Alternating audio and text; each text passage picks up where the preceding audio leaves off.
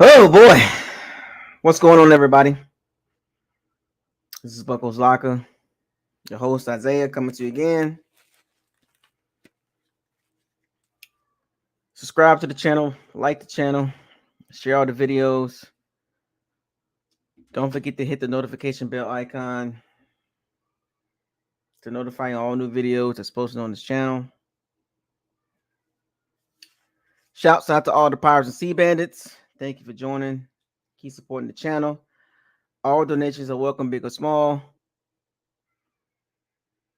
The donation links are in the banner and also in the description box. Make sure, don't forget now, subscribe to the channel. We're on our way to 4,000 subs. How everybody doing this Friday, man? My second video of the week. Told y'all at least 2 or 3 videos a week. Let me go ahead and start this out. First of all, let me give me some shout outs in the chat room. Josh, what up? Eli, Sal, 319, Uncle Toasty, 215, Brent, what up? Dub, Neil L, CJ Warrior, what's up, man? Come on in. We got some stuff to talk about. It's Friday. Let's get right to it. I'm not even gonna wait. King Cook, what up, man? Let me get right to it. Right to we don't even have to wait. Let's get to unfortunate news.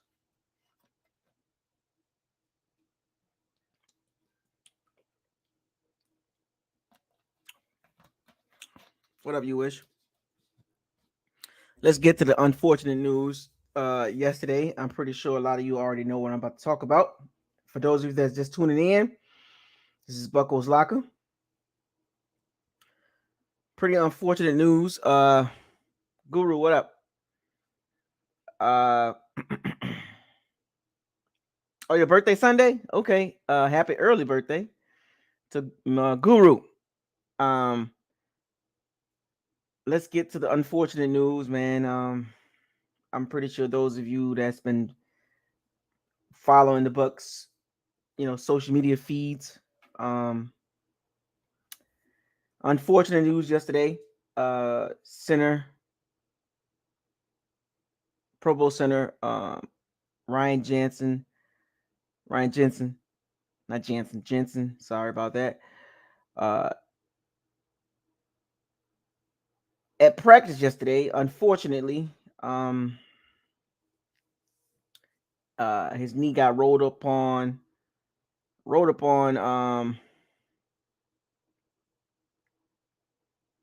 by rookie Logan Hall. The video was first, I think it was dropped by Mr. Buck Nation, I believe. I think he was the first one that had the video out on Twitter. I think it's on his page. If you haven't seen the video, it's on Twitter now. A couple of people that's gotten hold on to it, but it initially came from Mr. Buck Nation. So that's who gets the credit for that. I watched the video. It was pretty bad, man. You could hear the terrifying scream by Ryan Jensen. From what I saw on the video, it was accident, foul play. It wasn't on purpose. Aaron Stinney was beat inside by rookie Logan Hall, by a good move. And Aaron Stinney, like most guards try to do when they get beat by the inside, you try to push the man. He got beat to his right side, so he tried to push Logan Hall out the play. Unfortunately, Ryan Jensen was blocking.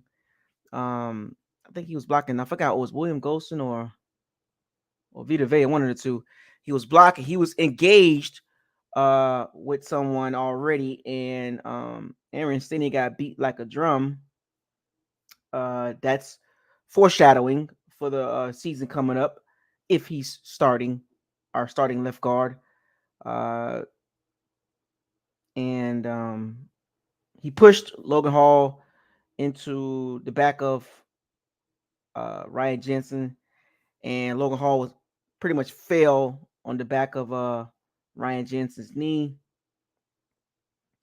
and you hear the scream. It was pretty bad. It was loud. You could hear the crowd, kind of like the whole energy was just kind of like, oh my goodness.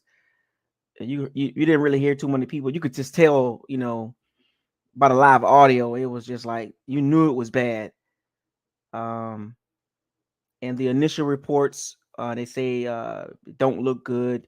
Then Todd Bowles came on and said he's going to miss several months. I guess he was being optimistic, but people that's been close to Ryan Jensen, from what I've been reading, Ian Rappaport talked about it today, a couple hours ago. It's not looking good. Most likely, it's a season-ending injury. They saying that he's going to be out for some months, but worst case scenario, out till November, December time frame. Um, and even if that at that point, that's what, week 13, week 14. Do you want to bring him back and he hasn't played the whole season? It's it's an unfortunate situation for the Bucs. And what did I tell y'all a couple days ago? What did I tell y'all a couple days ago about the Bucs? The only one of the few things this season that can stop the Bucs. Number one was injuries, and of course I had the Rams and the Saints. But injuries was the top of the list. The number one thing that could stop the Bucs was injuries. And what do you know? Right on cue. Second day of practice. Not just a typical injury. This is a major injury. The center of the Tampa Bay Bucs, veteran Pro Bowl top 5 center Ryan Jensen, gets hurt and pretty much out for the season. And what does this mean for the Bucs? This is major ramifications. I don't care what anybody say. You can downplay this injury all you want to. Oh, next man up. And that's no disrespect to Nick I can't even get his name right. Nick Leverett and Robert Hainsey, but that's a significant drop off. That's a significant drop off. We can sustain injuries in a lot of areas: receiver, secondary, D line, kind of, sort of, right? Even running back to a degree. But when you have your center, your Pro Bowl center, top level center, hurt in the second day of camp, and the reports are basically saying it's a major knee injury. Well, that's what's ACL, MCL, PCL, UCL, all those ligaments there, and swelling. They say that swelling was so bad. That's huge. Now there's high hopes for Robert Hainsey to step right in. Nick Leverett, give those guys a chance, but let's be real. Have you seen the D lines that we gotta play? We are going into the season with 3 out of our 5 O linemen that are not going to be playing week 1. 3 out of 5 of our O linemen that was there for the Super Bowl will not be on the team come week 1. Or 2, one has went to the Bengals. That's Alex Kappa, got the money. Shouts out to Alex Kappa. And Ali Marpet retired out the blue. Enjoy your retirement. He's not coming back, folks. Have you seen Ali Marpet lately? And the most recent loss for this season, most likely, Ryan Jensen. That's 3 interior O linemen.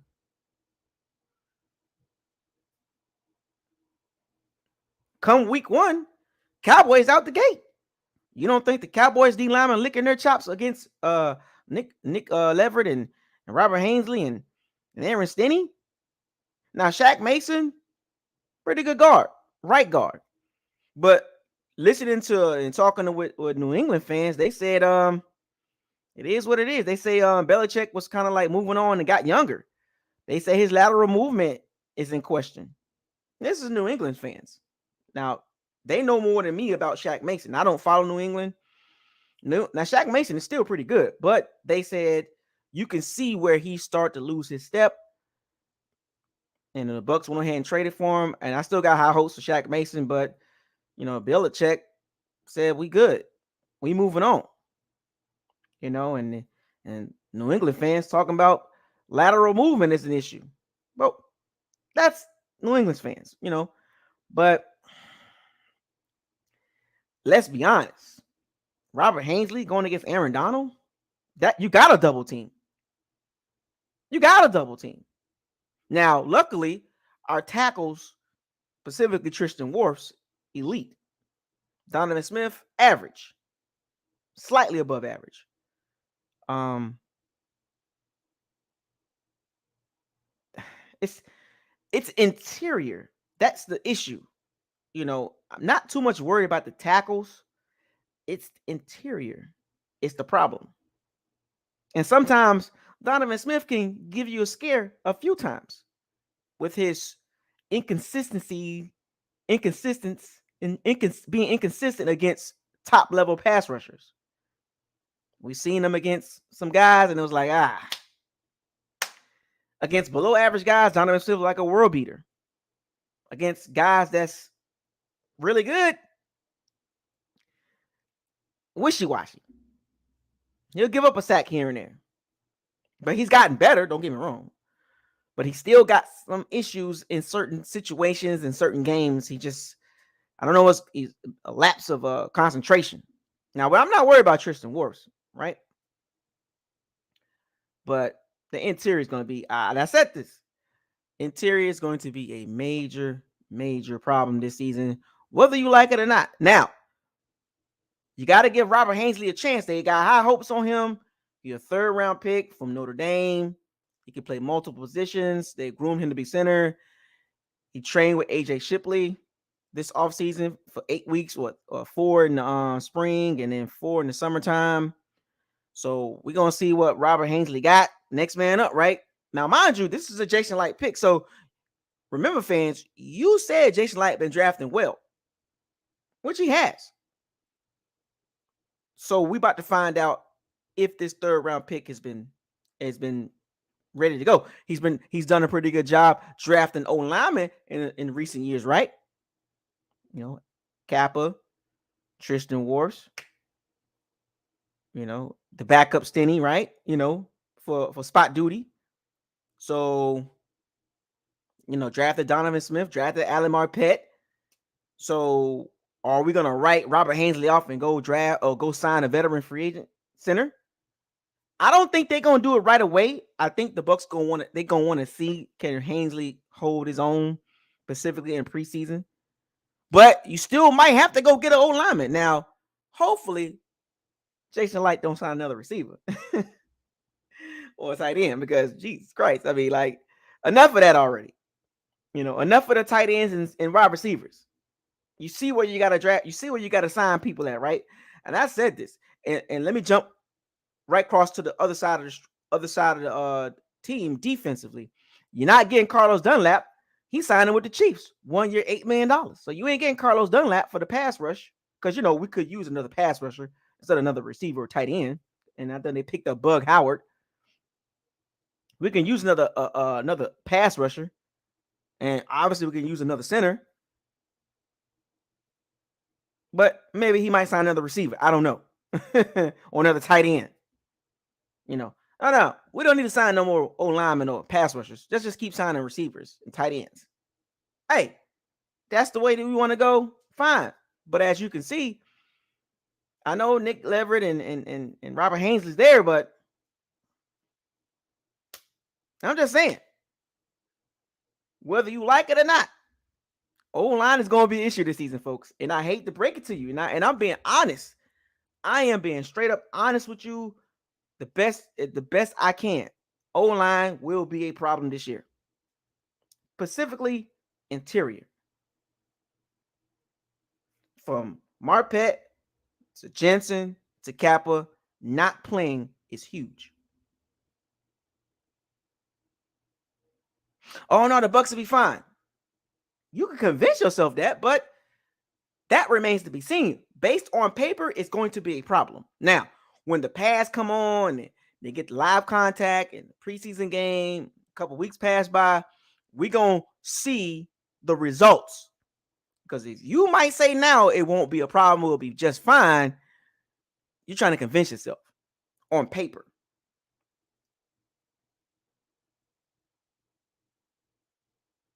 On paper, it's going to be a problem.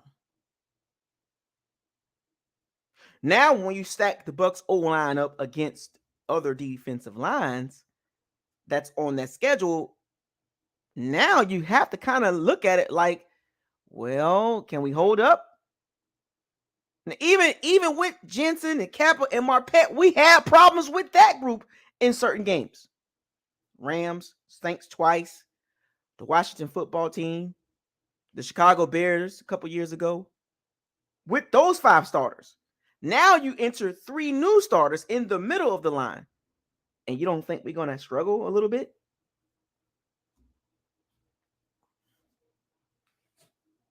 All right. I'm just giving y'all the truth. And I know y'all might not like it. I'm not trying to be negative. I'm just being honest.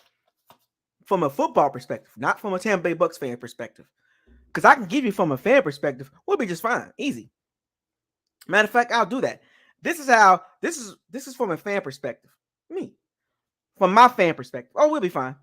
Hainsey, he gonna turn out to be really good. Shaq Mason, he'll be fine. Not worried about him. And Stinnie can step in and do the job with no problem. Matter of fact, it's an upgrade. To be honest, our O-line is better now than it was with Kappa, Jensen, and Marvette. That's from a Bucs fan perspective. Me. That's just me from a fan perspective. If I take that hat off and I put my football hat on, second-year player Robert Hainsey came from a good school, but there's levels to this. You didn't play last year because Ryan Jensen is very durable, and you had Kappa and Ali Marpet.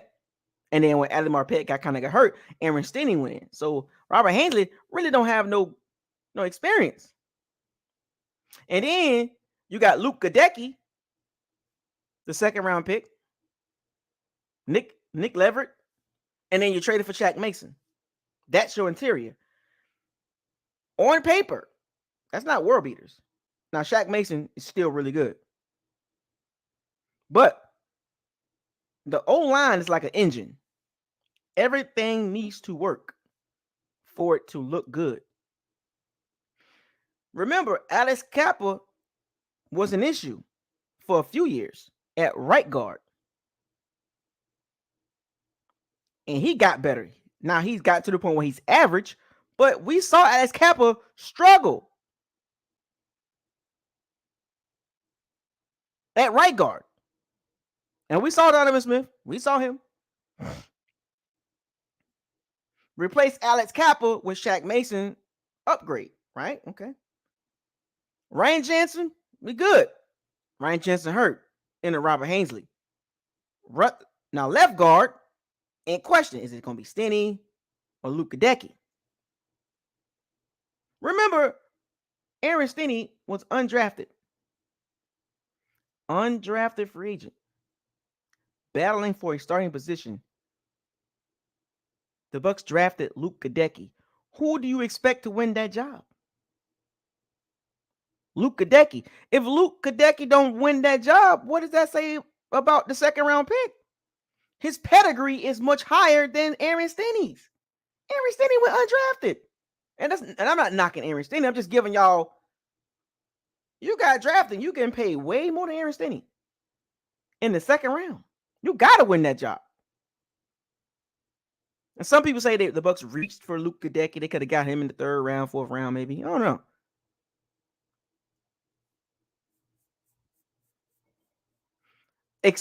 And nobody was expecting this to happen. But if you watch the film, if you watch that accident, if you watch that incident yesterday on tape, Aaron Stinnie got beat by Logan Hall. Good move by Logan Hall.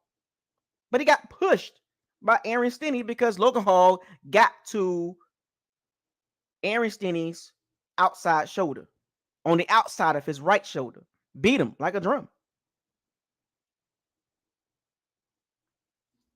Logan Hall did that to Aaron Stinnie. And you want him at left guard? I'd rather take Luke Gadecki.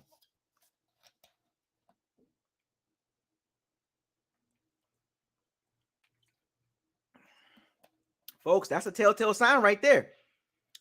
You got beat by Logan Hall like a drum,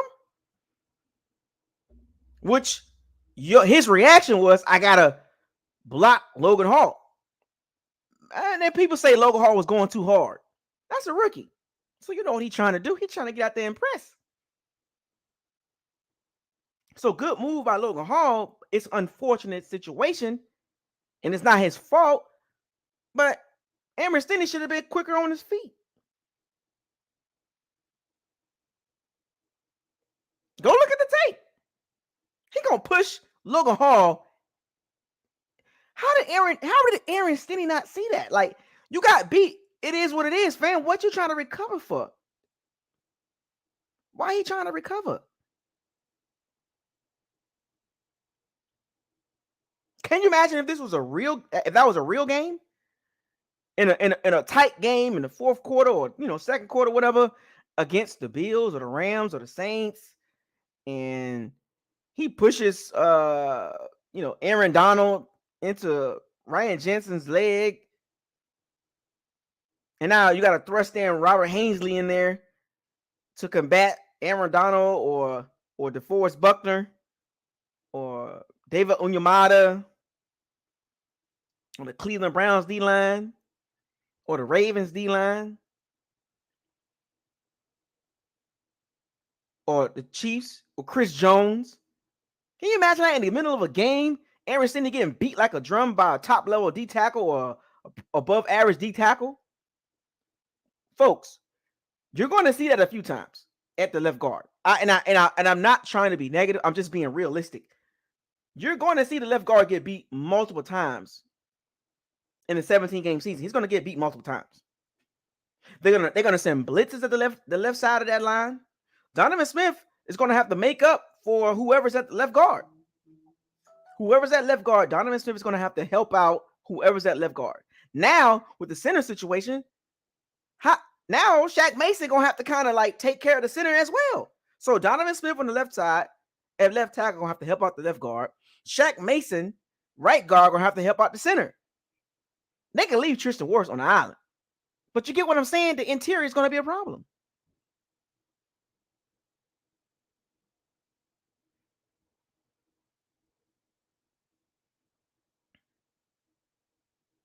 You don't think teams are going to send double 8 gap blitzes? Stunts? Zone blitzes? It's going to be learning on the job for Robert Hainsey. Now, and the reason I say, and I'm not going to bring up, the Billy Prices and J.C. Treader and Matt Pratis, these veteran centers, because according to what they're saying, they really like Robert Hainsey. So they're going to give him a shot. Now, we already know it comes down to Tom Brady. Now, Tom Brady going to give Robert Hainsey a shot, but let's be real. Don't be surprised the Bucs sign one of those veteran centers in the next week. And that's no disrespect to Robert Hainsey. We're talking about Tom Brady here. He makes the calls. He's the assistant GM. He's the assistant head coach. He's the assistant OC. They gotta clear with Tom Brady first. Hey Brady, you cool with Robert Hainsey? They might give Hainsey a couple of practices, and they're gonna sit Brady down. Todd Bowles gonna be like, "What you think?" Brady gonna be like, "I'm good. Give me one of them veterans. Give me one of those 30-something-year-old centers." Now, according to Cleveland fans, JC is pretty good. His body can't take no more because he works hard. He's a hard worker. And he want to get paid. The reason why he got cut from Cleveland, he wanted to get paid. And Cleveland was like, "No, we good. You're not worth your production now at your age." And according to Cleveland fans, he's a great guy. His body just ain't the same no more. Still good though, but can't practice all the time because he got beat up so much. Cleveland's a running team.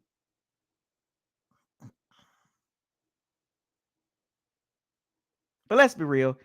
Brady gonna call, and get one of them veteran guys. He was probably recruiting right now. But what's so crazy about this? If they pick up one of those veteran centers, What does that say about our third round pick? You get what I'm saying? In his second season, you think you about to start, and they call up Billy Price or Matt Pratis or J.C. Treader. So now your second year is non-existent.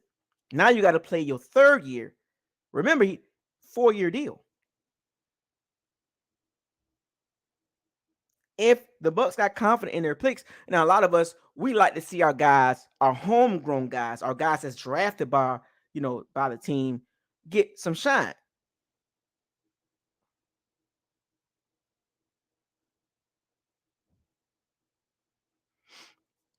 But in today's business, if you're trying to win right now, can you go with young guys?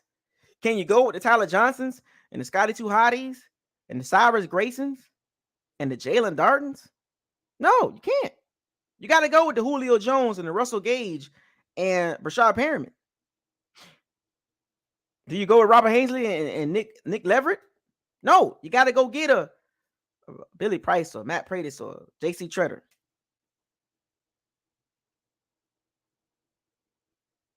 That's unfortunate because we want to see our guys that's been drafted, do their thing. But look who at center. Look who's behind the center. Look who's at quarterback.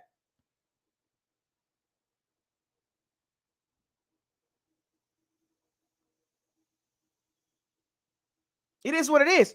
It's not even about. It's nothing against Robert Hainsey. I'm just now giving y'all the realness, the facts over feelings. The fact of the matter is, you think Brady gonna have patience for Robert Hainsey?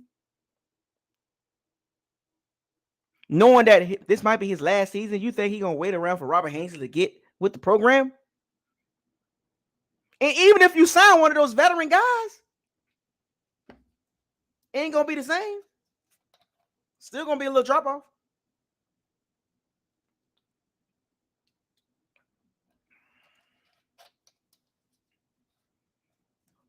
No matter who they sign, it won't be the same because you got to get caught up to speed with the scheme, and you got to figure, does these centers fit the scheme?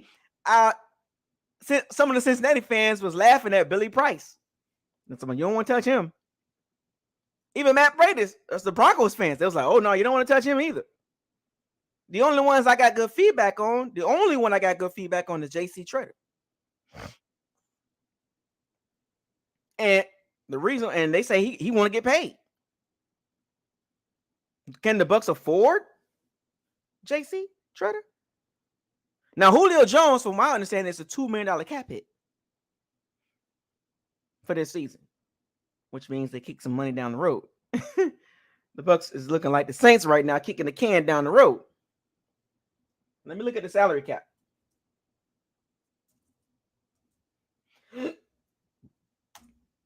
Kicking the can down the road. That's what the Bucs do. That's what we're doing right now. Them contracts the Bucs got to pay in the next couple years, and they got to pay Devin White, Tristan Wirfs, Antoine Winfield in the next couple years, and you still got the Mike Evans Hughes contract, and you got to pay Julio Jones $6 million total, and you got to pay Ryan Jensen $26 million, and Donovan Smith $17 million cap hit next season.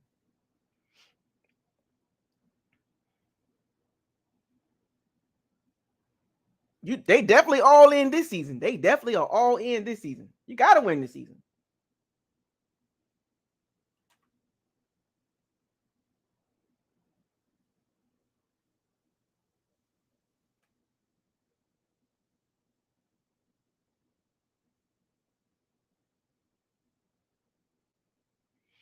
I'm looking at the cap space right now.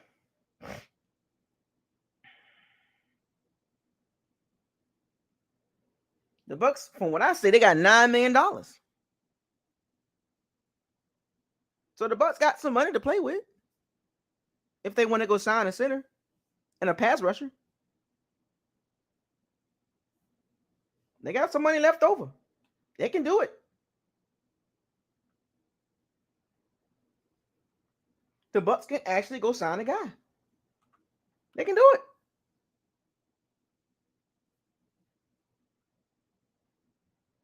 $19 million in dead money this season. Ali Marpet at $7 million, and Dominican Sue at 6, Rob Gronkowski at 5, AB at $318,000, $19 million dead money this season.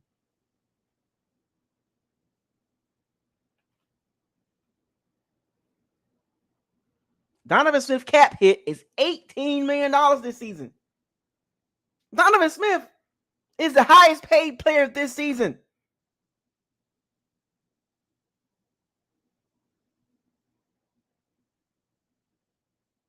Shaq Mason, $7 million. Russell Gage, $5 million. Godwin, $5 million. That'll jump up next season. Tristan Wirfs, 4. That'll jump up, obviously, when he gets his extension. Vita Vea, 4. That'll jump up next season.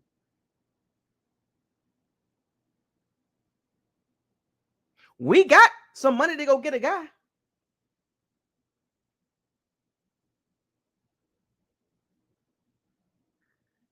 They just paying a lot of money. Paying a lot of money out. They are. A lot of money. Have to kick the can down the road.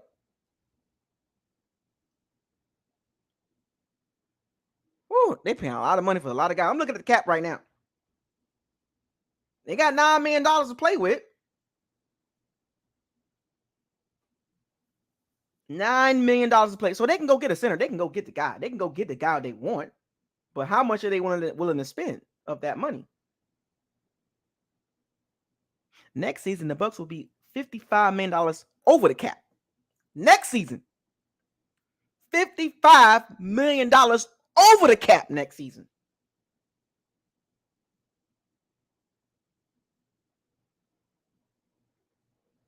$35 million hit for Tom Brady. Next season, the Bucs got to pay $35 million to Tom Brady. I'm just giving y'all the bigger picture with this O-line situation. I'm going to circle right around back to the O-line situation. Mike Evans, $23 million. Cap hit. Shaq, $21 million cap hit. Donovan Smith, $17 million.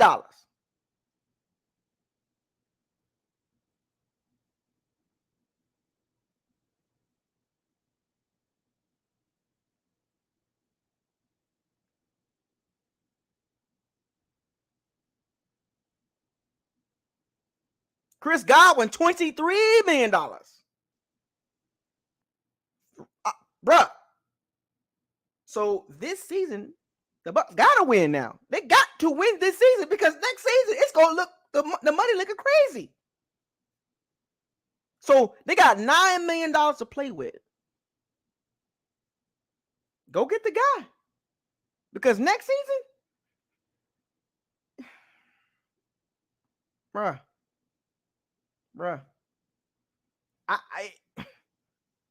What, you gonna keep kicking the can down the road? They're gonna have to make some decisions next season about some of these contracts. Russell Gage, $12 million. Cap hit.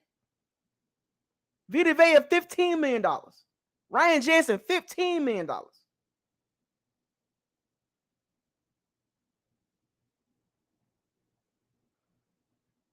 Gotta win this season, folks. Leonard Fournette, $8 million. 8.5. Cameron Brake, $4.9 million. Hakeem Hicks, $4.9 million. Julio Jones, $3.4 million next season.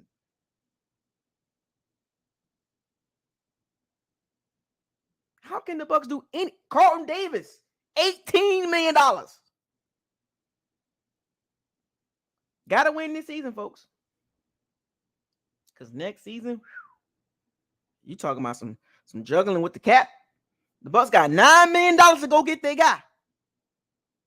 Now, personally, do I think they believe in Hainsey? Face value, they do. But behind the scenes, you don't think they're making the phone calls right now?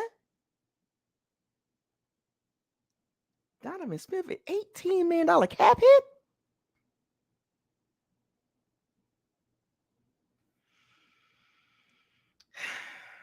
I still can't believe that part.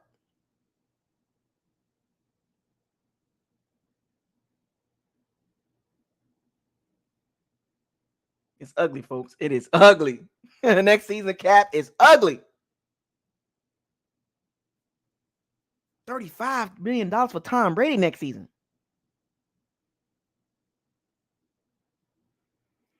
$35 million for Tom Brady, and most likely he's gonna retire.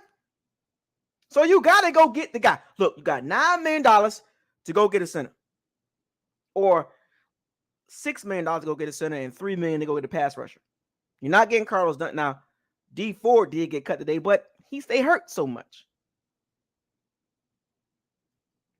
I think the Bucs gonna sit on that money and make some moves, because $9 million is not a small piece of chunk. I mean, that's decent money to go get a guy.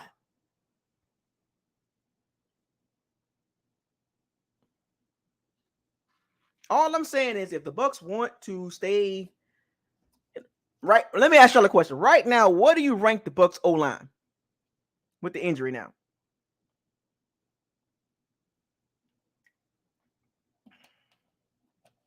I know it's a way around the cap, but I'm just giving y'all the raw numbers. Don't get mad at me. Don't get mad at. I'm just giving y'all the raw numbers. Of course, there's a work around the cap, but the workaround, a la quote unquote, means kick the can down the road. That's what that means. That's the workaround. I'm just giving y'all the raw data. I'm just reporting facts. You got $9 million. Pretty much your last season right here. I mean, at the top, as far as at the tippy top, right? Because that's what you look at the Bucs at, right? As of right now, the Bucs are at the tippy top, at the top 5, right? You got to be honest. If this is Brady last season, you got to go all in. Because next season is so much unknown with the team, specifically at quarterback.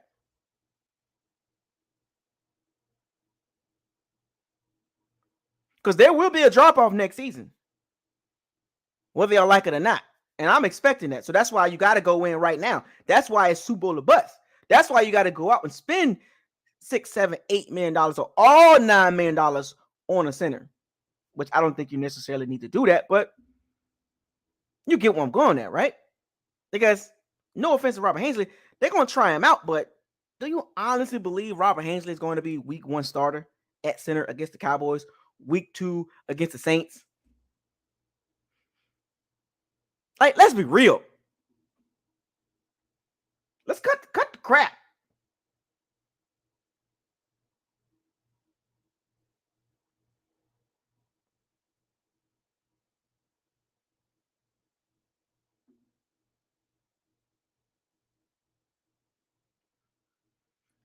Cowboys, Saints, Packers, Chiefs. Do you really believe Robert Hainsey is going to be week 1 starter? I don't know.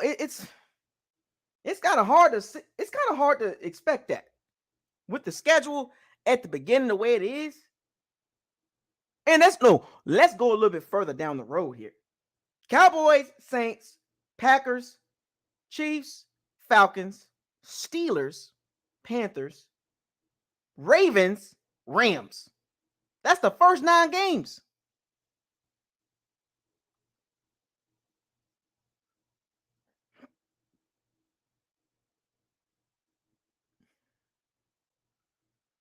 Ooh, it's gonna be rough, and I told y'all this, and injuries happen. When other teams were injured, we jumped for joy. We was happy. One thing we can't do as a fan base is cry wolf. Oh, well, we missing Ryan Jensen, but other teams missing guys too. This Ryan Jensen won't be the only significant injury for a team.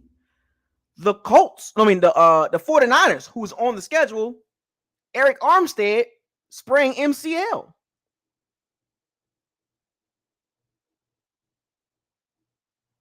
Jamal Adams, broken finger for the Seattle Seahawks.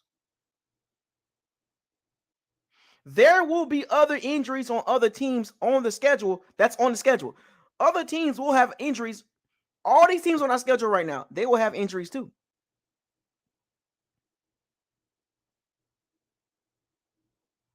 What we got to do as a fan base is we can't cry because other fan bases don't give a damn. They don't care if, and I'm just saying, like, oh well, they looking at the Ryan Jensen situation like, you know, uh, sorry for the injury, but oh well. Other fan bases ain't showing us no sympathy.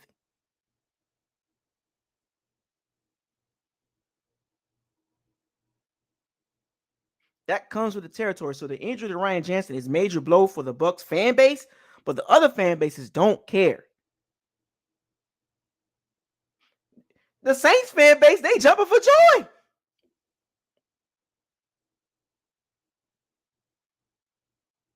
You think Cameron Jordan and David Onyemata and Marcus Davenport and Peyton Turner and Topanga and all those guys talking about, oh man, Ryan Jensen hurt, man. Oh, that sucks. They don't care. They coming after Tom Brady.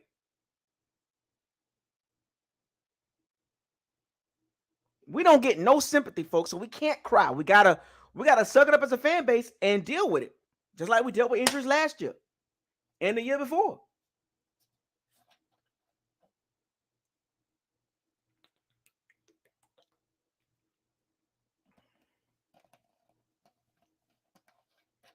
It comes with the territory, folks. And no sympathy card for us. Because remember, 2 years ago, we were jumping around, oh, we got a Super Bowl, and fan base like, oh, y'all bought the Super Bowl. And then last season, we didn't make the Super Bowl. They laughed at us. Oh, y'all buying Super Bowl. Y'all buying the Super Bowl. And then this season, oh, y'all picking up Julio Jones, Shaq Mason, Logan Ryan, Keanu O'Neal, and Kyle Rudolph. Y'all buying another Super Bowl. And then Ryan Jensen get hurt. They looking at us like, so?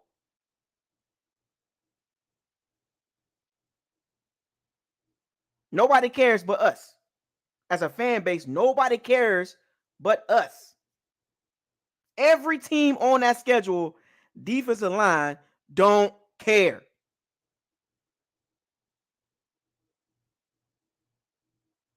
Next man up, do your job. Harold Godwin, Byron Leftwich. Because Todd Bowles already told y'all he's not messing with the offense like that. Now, I will say this, though. No more receivers. No more tight ends. D linemen and O linemen. It's always about the trenches at the end of the day. I always told y'all that. Trenches, trenches, trenches.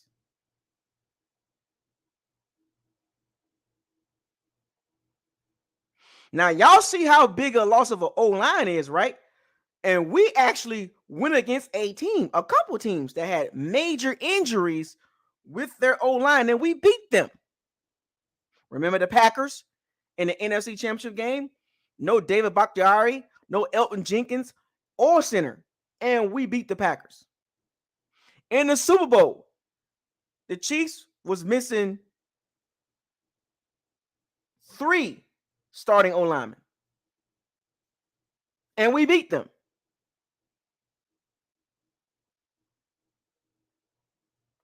The last 2 games in 2020, Packers and Chiefs, they were missing their starters, and we beat them. The Packers was missing 3 O linemen, 3 starters, and gave us a go. Their backups stepped up. The Chiefs, 3 starting offensive linemen out in 2020. We beat them 31-9. We won a Super Bowl. You got to have O-line depth. And you saw what the Chiefs did the following season. No more tight ends or receivers. All I want to see is O-line and D-line depth. That's all I want to see.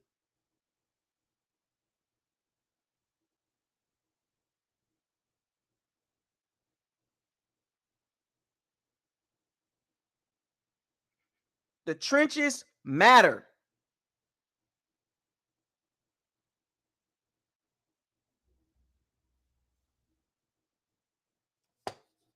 All I'm saying is injuries is a part of the game, but trenches matter. O-line, D-line. That's what's going to win you the game.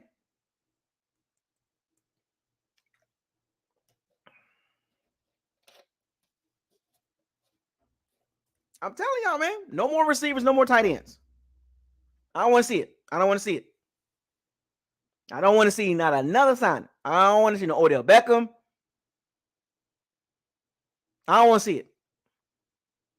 I don't want to see no Jared Cook. I want to see another O-line and another D-lineman. Veteran. Because if you go ask some other fan bases that lost games with hurt O-linemen, they'll tell you it matters. No joke, folks.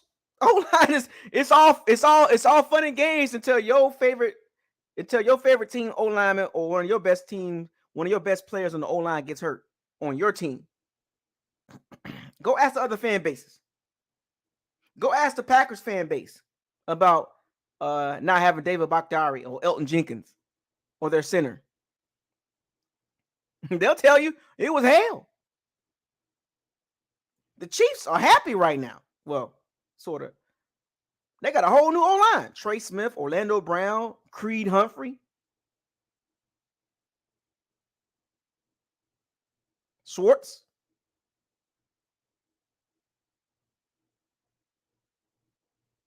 So at the end of the day, Bucs fans, we got to get some depth on that center and that D-line. I'm going to tell y'all one more time. Trenches matter. That's a new hashtag. Matter of fact, hashtag trenches matter. Because you don't know what's going to happen. Nobody saw this coming. But were the Bucs prepared for this? No, because it's practice training camp. It's the second day. No pads on. How you get hurt like that? It happens.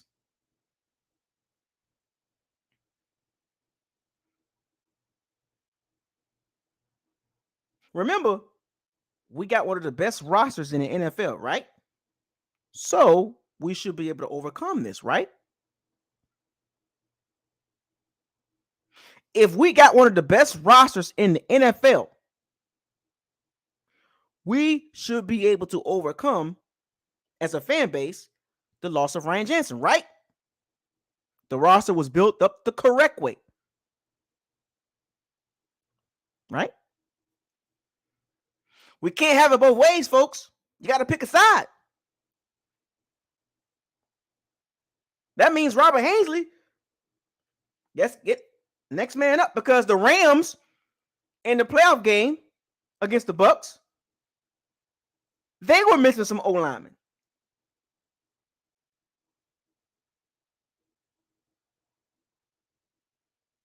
Jeremy Noteboom came in for Andre Whitworth. The young left tackle, Noteboom, came in at left tackle and did a job on JPP and Shaq Barrett in the NFC Championship game.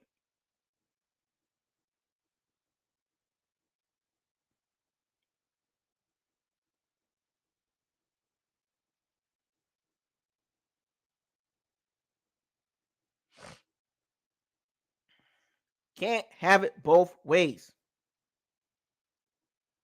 The Rams had hurt O-linemen, and they stepped up. Their backup stepped up. Their second and third and fourth round picks stepped up. So why can't Robert Hainsey do it? We might need that money for something else. That $9 million. I'm giving y'all two sides to this whole equation here. Maybe we might need to save that $9 million instead of going to spend $5 to $6 to $7 million on a backup center. I'm just saying. Now, my opinion, the Bucs should do it. Should go grab a guy. But I believe they should go grab another O-lineman and another D-lineman.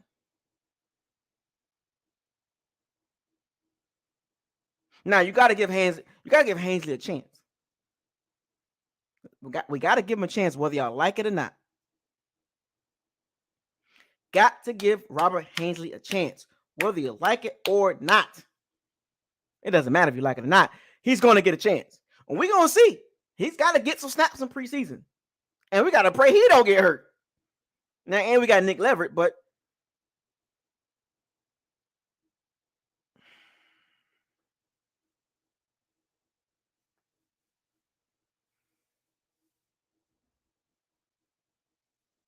it's awful.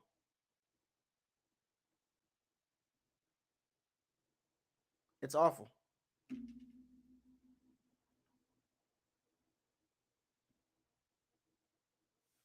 But we're going to see. In other camp news, Julio Jones looked good. You know? Rashard Perriman with a bomb. Caught from Tom Brady, right? Rashawn White, doing his thing. Defense making some interceptions, Godwin's not practicing yet, obviously. It was a Veterans Day off today. A couple of vets had day off today. But campus moving along.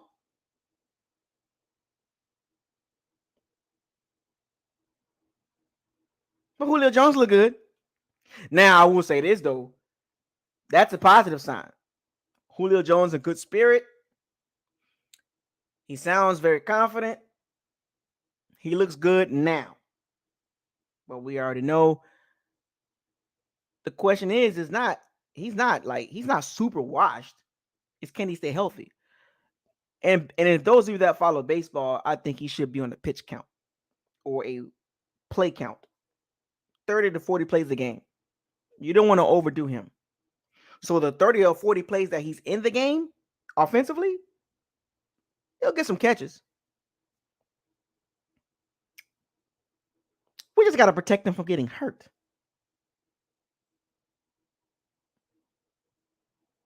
It looks good on paper. But you go ask the Tennessee Titans fans, they'll tell you, didn't see nothing.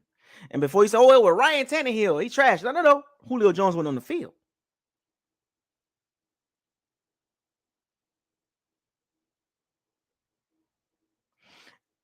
What have you done for me lately? Always go by what has that player done lately. Never go by what a player did years ago. What is he doing now? What is his most recent outing look like? Well, the last season, he didn't look good. Separation problems, nagging injuries, foot, hamstring, ankle injuries, whatever. His last 2 seasons been like that. Hakeem Hicks, same with him. It looks good on paper, but we got to see it on the field. Is he going to play in preseason? Probably not. Julio Jones might not get 1 snap in preseason. And if he do, it'll be like 1 catch. Right. If you play fantasy football, I wouldn't draft Julio Jones. It's a waste of pick. I wouldn't touch him in fantasy football. My advice. Because he can't stay healthy.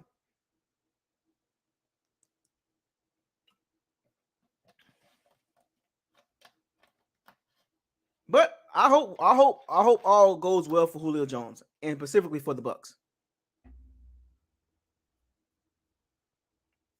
He just got to stay healthy. That's the only issue. It's not about his talent, his health. We know he's talented, even at 33. Now, here's the thing about Julio Jones. Can he produce like Antonio Brown? Now, we all saw Antonio Brown when he on his A game, he was the number 1 receiver. Let's keep now. You might not like Antonio Brown and his do your dance, when he was on that field, we clearly saw he was the number 1 guy. It was so obvious. Go back and look at those comments from what people were saying when Antonio Brown was playing in 2020 and 2021. He was the number 1 guy, and it was not even close. And that's no disrespect to Mike Evans and Chris Godwin, but you can clearly see that on the field. How much can Julio Jones do what AB did. Because AB acceleration was crazy. His route running was crazy. Even at this age, AB still good. You can actually say at this stage, AB is better than Julio Jones. More healthier, practice more. So remember, 2020 AB when he came in, and then 2021 AB versus what Julio did on tape. AB at 33, 32, 33 years old was more dynamic.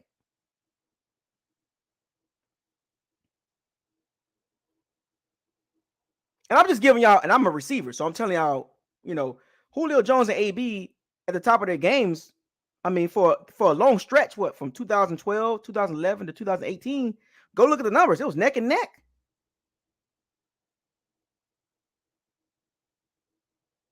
Some say AB had the better numbers. Well, he kind of did, but in certain areas, whatever. But at 33 years old, y'all saw it last season. That dude was you can't guard him. You couldn't. Nobody can guard AB. His acceleration was crazy. So the question with Julio Jones is, give us what AB did. Of course, without the extra off the field stuff, right? The moving and ankle injury and all that. Give us what AB gave us. Obviously, without the ridiculousness. That's all I'm asking. He don't even have to give us everything. Just give us some of that.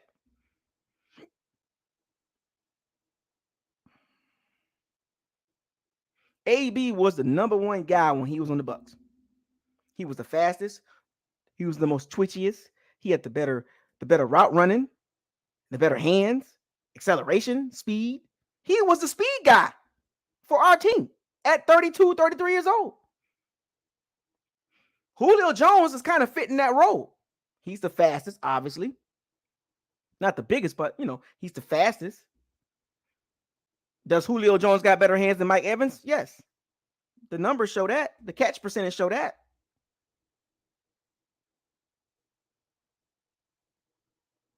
The catch percentage shows Julio Jones got better hands than Mike Evans.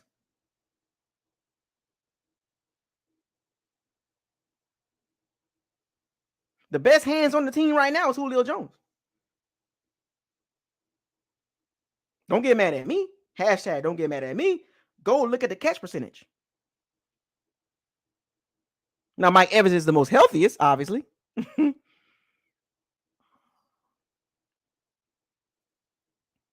Julio is the fastest receiver, obviously. Well, Scotty too hotty, but it's Cyrus Grayson. I'm just saying, like, out of Evans and Godwin, engage. Julio Jones at top speed is ridiculous. I think he can still give us a couple games of that.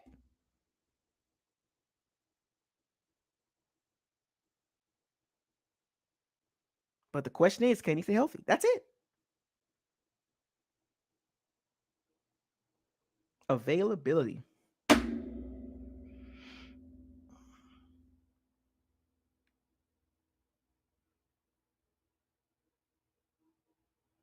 But the question is as soon as Julio try to turn the juice up, the hamstring. That's the scary part about Julio Jones. As good as he is, even at 33, I'm afraid if he go top speed, he gonna hurt himself. Like, and the chances of him getting hurt, it's there, folks. And whether you like it or not, you kind of have to expect it. Unless the Bucs really have him on a snap count for real. Like, certain games, he just don't play. Like against the Falcons, he gonna play both of those games. I wouldn't play him against the Carolina Kitty Cats or the Seattle Seahawks. But every other game, he gonna have to play.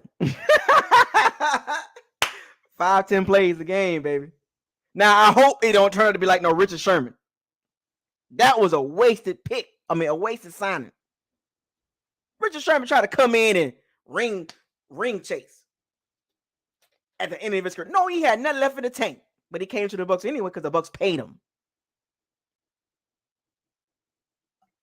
He took the money, obviously.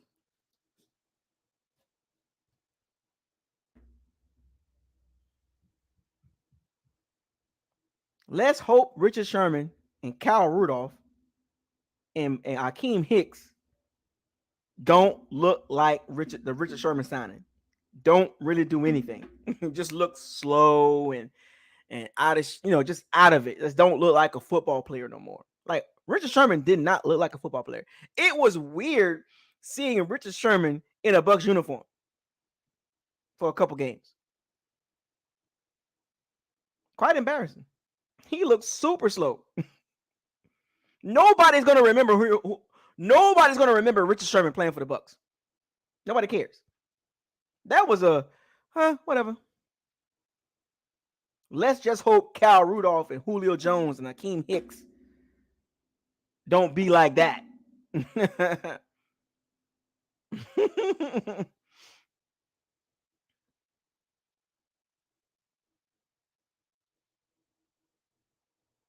Shout out to Richard Sherman. Boy. Yeah. That is the cost of signing. The thing about it is when you transition as a team and you're trying to win, you want to win with veterans, right?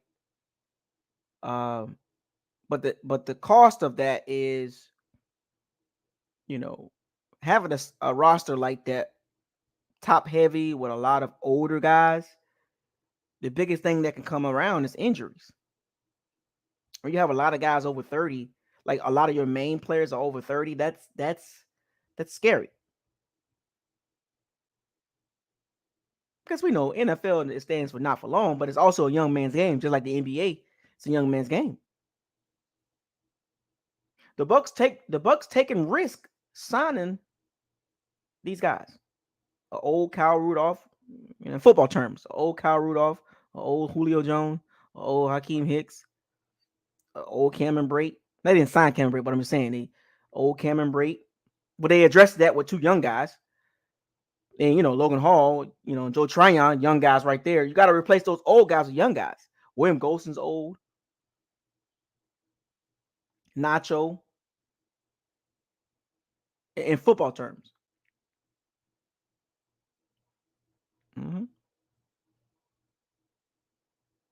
Logan Ryan, Akeem Hicks.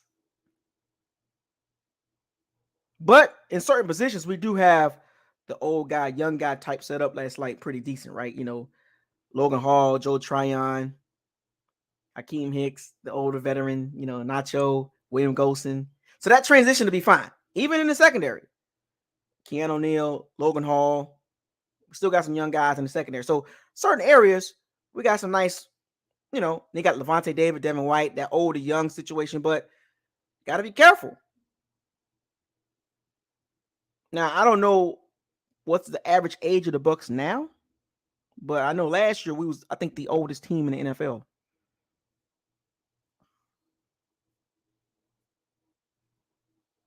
I think we were the oldest team in the NFL, like at 29.6 years old, something like that. So I don't think the Bucs is the oldest team in the NFL now, but I know last year we were, or second oldest, which is not a good sign if you don't win, because you're trying to win with older guys and you're getting outplayed by the younger guys. The Rams had more juice. That's at the end. I think the Rams had more juice with the Cooper Cup. Just overall, like if you look at the totality of the game. So this season, the Bucs all in, but gotta be careful. But anyway, enough of me talking. And also, I think somebody brought up some punt returns. I know I saw a story about Russell Gage catching punts. Why is he catching punts? Scotty Miller, Tompkins, Darden, of course. But Russell Gage catching punts?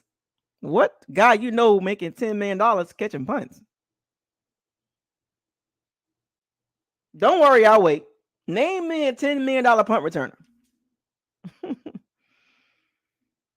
Anyway, let me go ahead and invite some of the Sea Bandits and Pirates in this locker room here, man. What y'all thoughts about the Ryan Jensen and some of the other camp news that's been coming out?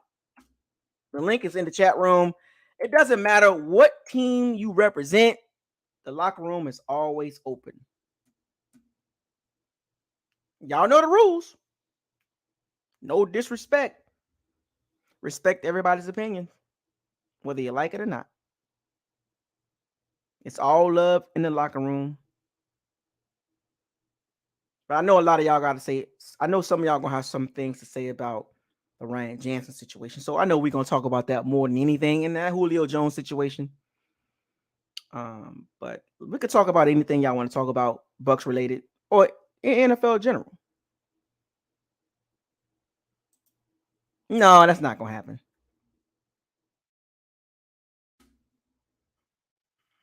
I'll give y'all a couple of minutes to get yourself together. The link is in the chat. Feel free to come in the locker room. I know we had a long week and we had some rough news yesterday, but still some good things to talk about. You know, I think we'll be fine overall. I still got us winning 11 to 12 games, so right up in there. I'll give y'all a couple of minutes to get yourself together. Don't get scared now. Y'all got a lot to say in the chat. Come on into the locker room and say it with your chest. Don't worry, I don't bite. Last time we had a Cowboys fan in here. I think we had a Saints fan in here one time. I think we had who else we had in here? A couple other people in here too. So it's good to see other people that's from other fan bases come in and chime in. That's pretty cool too. Y'all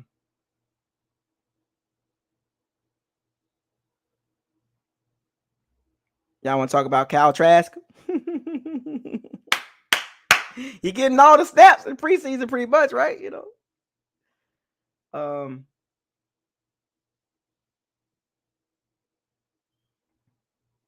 The receivers is doing really good, obviously. We already know that was going to happen. All the talk has been about the receivers, but meanwhile, we got O-line issues or problems, possible problems. So what y'all think? What's up? It's Friday. I know y'all ain't at work. What time is it? It's 7 o'clock. 8 o'clock Eastern Standard Time. I know y'all ain't at work. Y'all off work. Don't do it like that. Don't get scared now. What's up, you Wish? What's going on, folks? Man, look, I'm here. What you got? I don't know why everyone's panicking. I mean, granted, I totally understand the pedigree that Jensen has for the Bucs. I think it speaks for itself. His workhorse, his performance, past couple of years, even when we had Jameis, you know. But is center like really that top notch? You know, as valuable as a tackle. I will say this though. I don't know who said this in the past, but somebody said in order to get Tom Brady, you want to get him through the center and not from the outside, because the way Tom Brady approaches is, you know how he steps back, he'll step forward to avoid the edges and buy himself some more time. So the best attack plan to get Brady would be through the center. Maybe that would be the only thing I would worry about, right? Is these teams, opposing teams, scheming their plans to get Brady in the center if Hainsey can't handle it or lever it, whatever the case is. But if Hainsey can, then we'll be all right. We'll have to check. I saw a couple of highlights of Hainsey. He's pretty quick at his feet. So, what's up, Big Al? And so, I mean, I don't see a lot of big names on center, you know. What are they talking about? J.C. Tretter, the Cleveland Browns former center that was playing at a high level, well, playing pretty well, but he won a lot of money, and then, you know, his body's starting to break down a little bit, you know. Yeah. You got Billy right. Price, you got Billy Price, you got Matt Pratis. I mean, you got a couple guys out there. Yeah, worst comes to worst, I mean, we can get an older age center. But he got to get caught up, you know, he got to get caught up in the speed and the system and the scheme. Because, you know, the Bucs don't run that typical everyday scheme. You know what I'm saying? Like, JC came from Cleveland, so that was a run first team.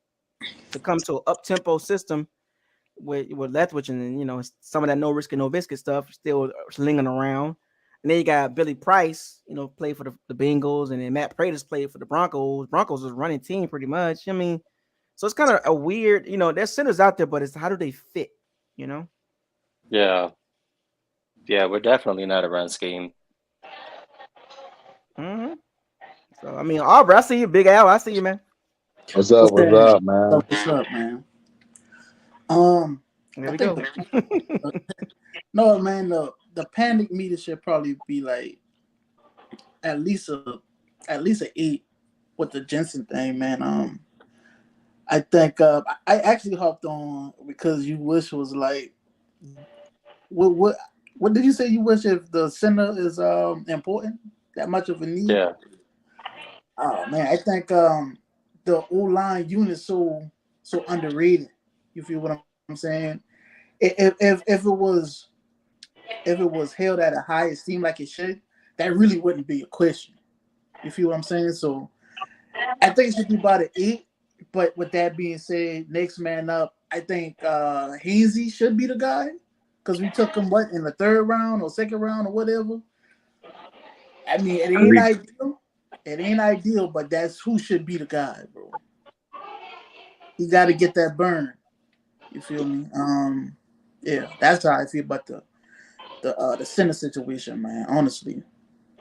I mean, the center becomes important when you're like trying to get chemistry with the quarterback. That's the only time it becomes important, Like the snaps, right?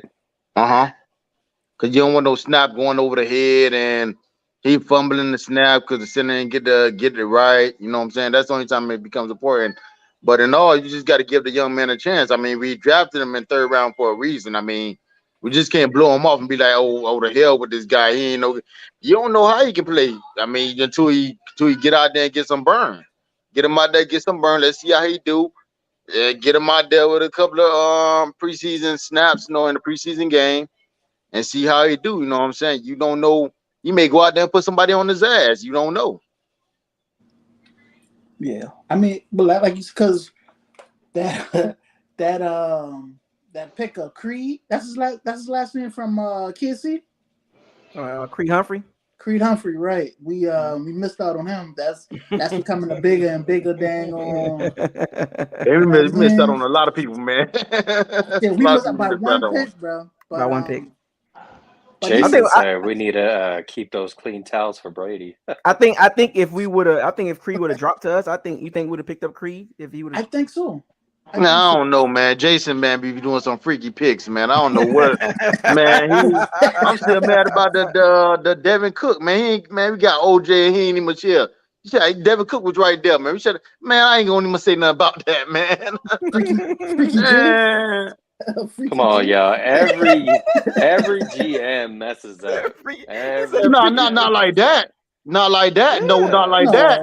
Look not at like the that. Cleveland Browns. How many years? Not like that. I mean, he been doing good. He been doing good lately. But the past, man, he been like missing. Like I said, 2016, you missed on that whole draft. Ain't nobody on this team right now. Every GM misses. There's always a hit. Not like that.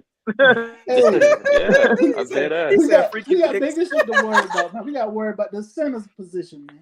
Mm-hmm. Forget them draft misses, man. He gonna miss some more.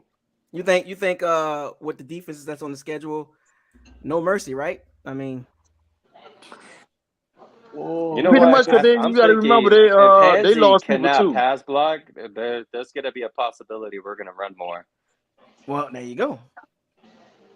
I think that should have been a philosophy. If Hainsey is more fitted with actually just run blocking, because everyone has the potential, like with run blocking, that'll be their strengths or weakness, right? Mm-hmm. So if that's the case, then we will see a lot of play action and a lot of runs. Can Julio block on O-line? Yeah, man, look how big Julio is. You know he can block. He can block, that man. That dude is big, yo. He's a big dude, man. I'm just saying, might as well put him on the O-line, right? You might as well put him in a tight end, yeah. But they said it was using him like they was gonna use Gronk, right? I mean, somebody said for Nate 260 he can block.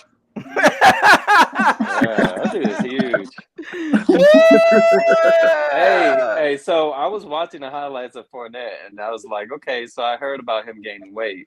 And I'm not gonna lie, he does look like he's gained weight, but it looks more muscular to me.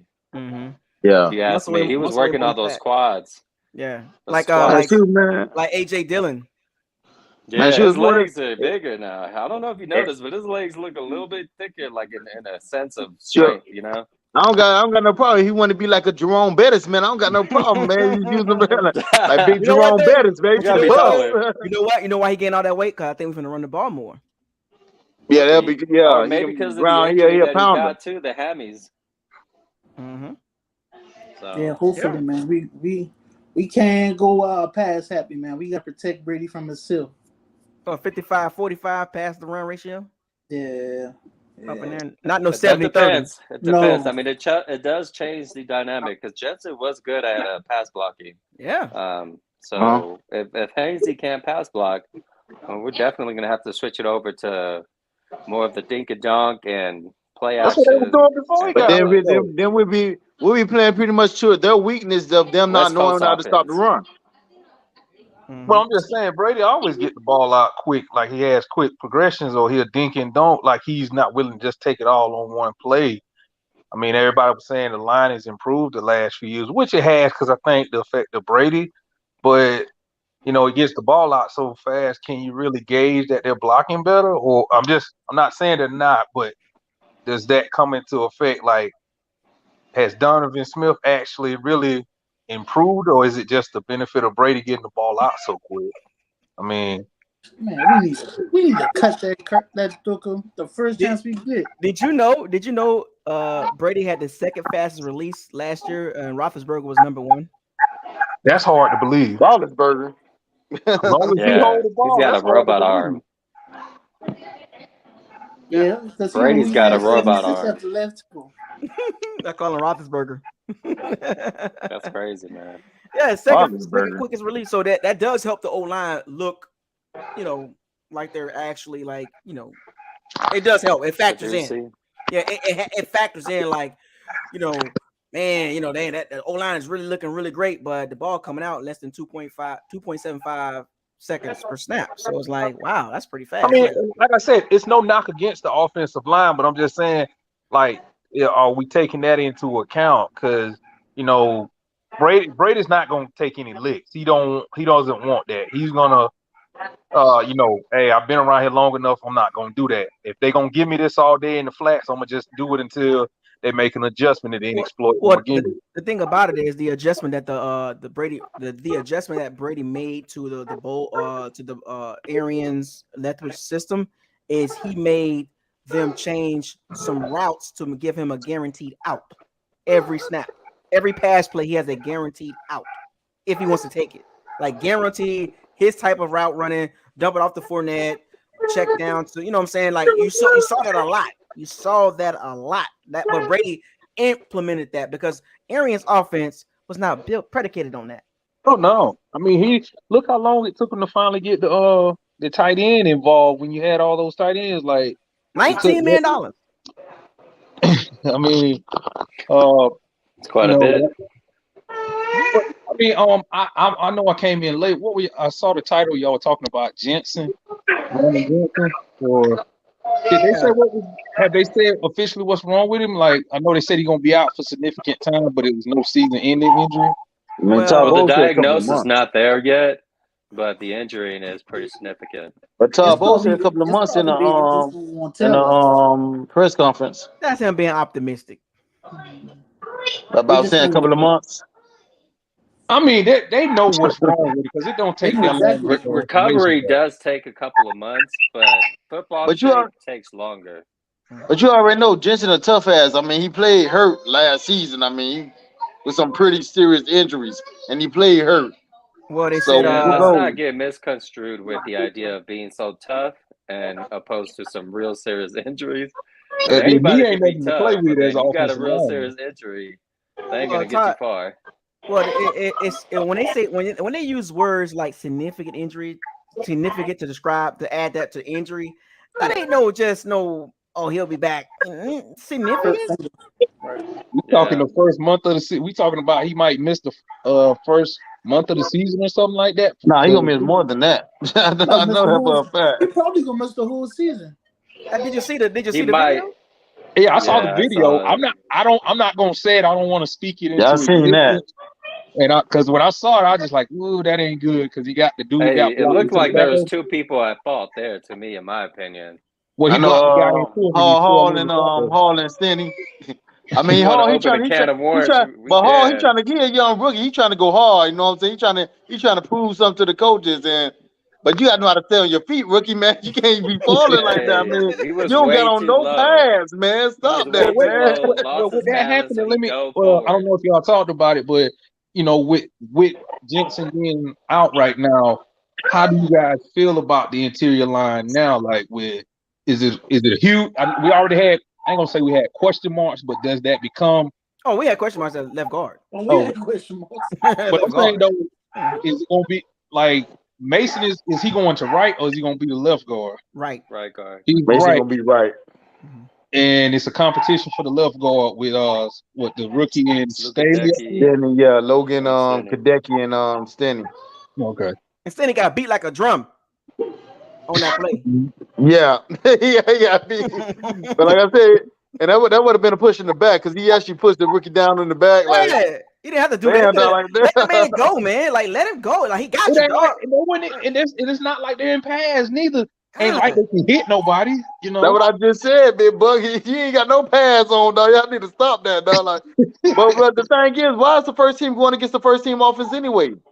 You got 2 of the first team going against each other like Well, that. No, remember, in training camp, you still got to practice. You can't just say, "Well, we're not practicing at all because we don't want nobody to get hurt." You still got to practice. Like Todd Bowles said, nobody. like, injuries happen. We got to practice. Golly. Yeah. But you usually put them against the scout team or the second team, like guys you know that's gonna be like the second team and the scout team. That's who you put against the first team. Well, every team practices like that. It just injuries, man. It happens, bro. Like it happens, man. We just on the wrong Very side of it unfortunate. to start off. It sucks, man. Like, look, ain't no mercy, ain't no sorrow for us. We're not getting no sorrow from other fan bases. They don't give a damn. They don't care about Ryan Jensen. They're like, well, whatever. You know, y'all got all these guys, so y'all should be all right. You know what I'm saying? I mean, that's Bruce got us got everybody up on the next man mentality thing now. You know what I'm saying? That which is good. You know what I'm saying? Like I said, we don't know what the young guy can do until we see him.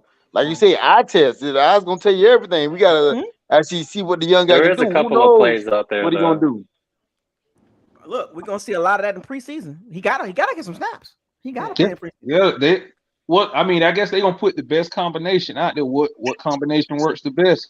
You know.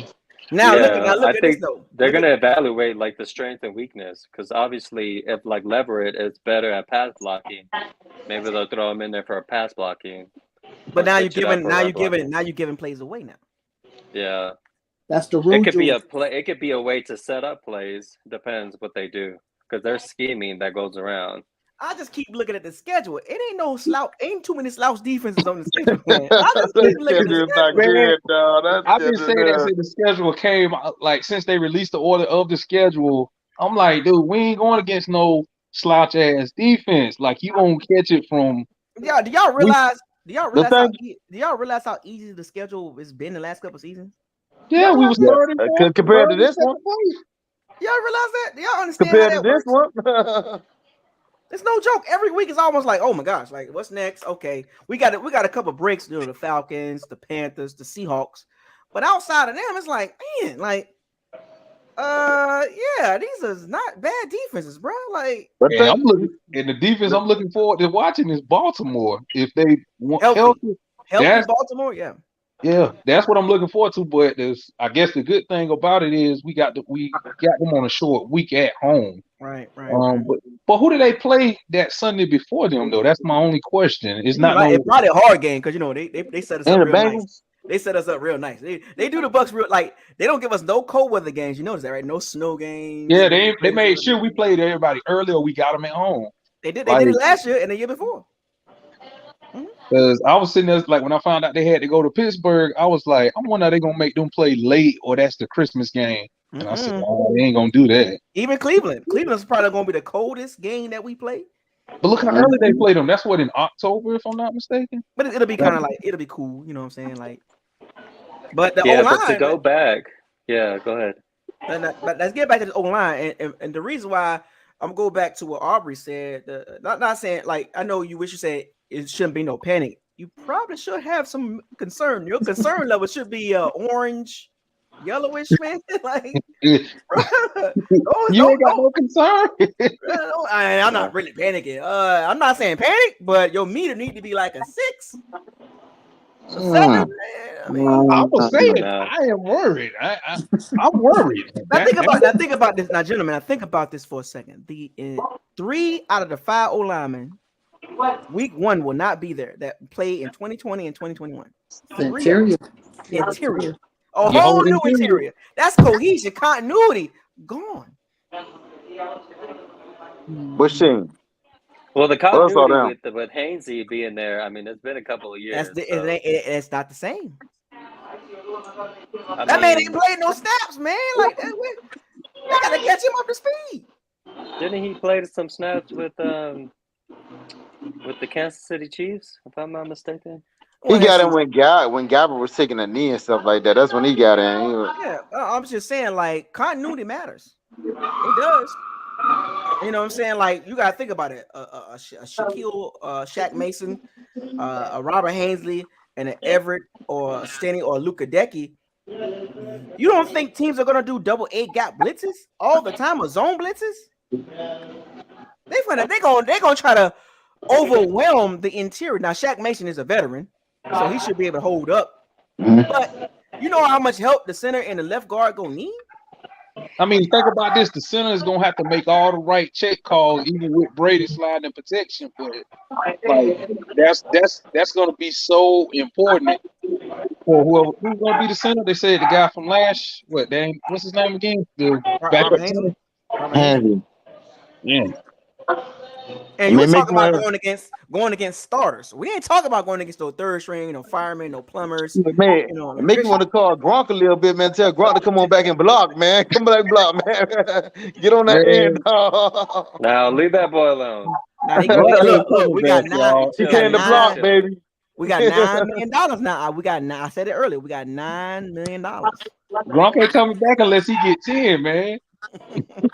He came to block, baby. I came to block, baby. Lie. A lot of these moves happened right after Gronk announced that he was going to retire. Right. So it was almost like we were waiting.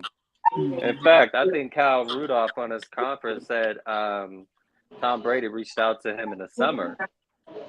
And so, yeah. Oh, yeah. Like, hey, be ready. I saw a clip of that. So it's on the. So you already know he was leaving. So he was already reaching out to him in the summer. That says a lot. So they were waiting for Gronk to announce whether he wants to stay or not. Yeah. Tom was ahead of the game with that one. He already knows what's up. He playing chess while everybody else playing checkers. No, fact. That's like Julio Jones. He did the same with Julio, He did the same with Julio. He was like, and so the Packers decided to lowball him, and Julio was like, "Nah, let me just stick." I don't think Julio wants to go. But my thing is this though. There too. Hey, check this out. I know I'm late to the conversation. I don't know what's going on, but y'all think if Julio, be honest though, y'all think if Julio would have went Green Bay, Odell come to Tampa? I'm sorry, what did you say, man? I could barely hear you. Y'all think if if Julio went to Green Bay, Odell come to Tampa?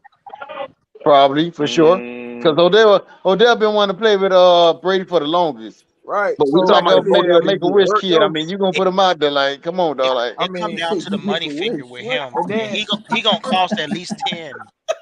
But see, like a make a wish kid, man. Make a wish and make him play with Brady. Come on, man. I don't care how much it costs. Let him dance on the sideline. Like think about it, bro. I don't care how much that costs. That's Odell, bro. You know what I'm saying? Like, yeah, but look how much we got the most expensive receiver core out there. Like, come on. But think about this, bro. Like I said, I'd rather have Odell because like him and Mike on the field at the same time. Then we get Chris back, and then we got the other guy. Like, who you covering? It's only for 1 year, so I mean, why not? I mean, yeah, you know what I'm saying. Like 1 year, let these men expose like defenses, bro. Like, think about it, bro. That's too much firepower on offense. You know, it's a lot of money though. We got look. I don't want to see another. I don't want to see another receiver or tight end be signed. I don't want to see. We got enough of those, man. We just signed I one. agree with you. All right, man. We good. They just signed one. during camp. I think today something like nobody. Hold up. First of all, wait a minute. First of all, it's spelled without an H. If you're gonna make a comment, it's spelled without an H. And secondly, you're more than welcome to come on here. And I'm overreacting. Oh, call him out. He said the offensive Call line him will out. be fine. I'm overreacting when I gave you multiple perspectives. Come on the show. Call him out. Yeah, he kind of laid it down in the sense of like give Robert Hainsey a chance. I did say that. I could have sworn I said that. Yeah. Yeah.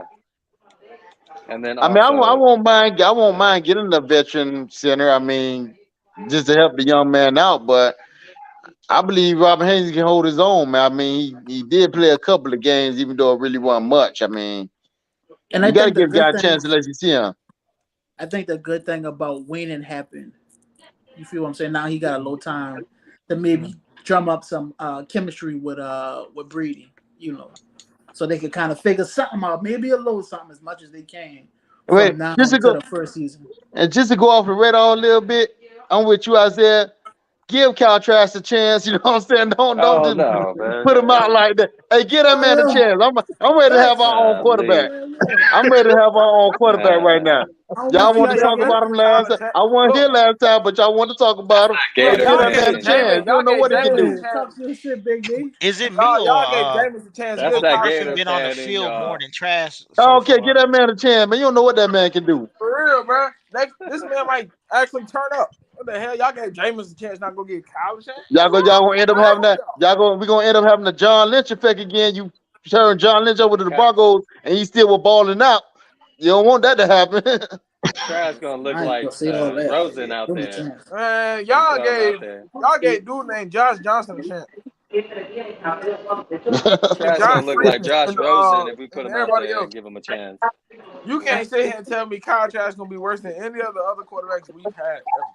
I mean, you learning behind the greats. Josh I mean, I'm talking about learning behind the greats. So I'm talking about like back Chris Sims' day. I don't like you got Sims' number, but his day. The little ugly lefty, yeah, y'all know Garcia, Brad Kowski, yeah, all them boys, they was doo-doo. Yeah, Garcia wasn't that bad, but they was doo-doo. Yeah, he can't be no worse than them. Get that man a chance.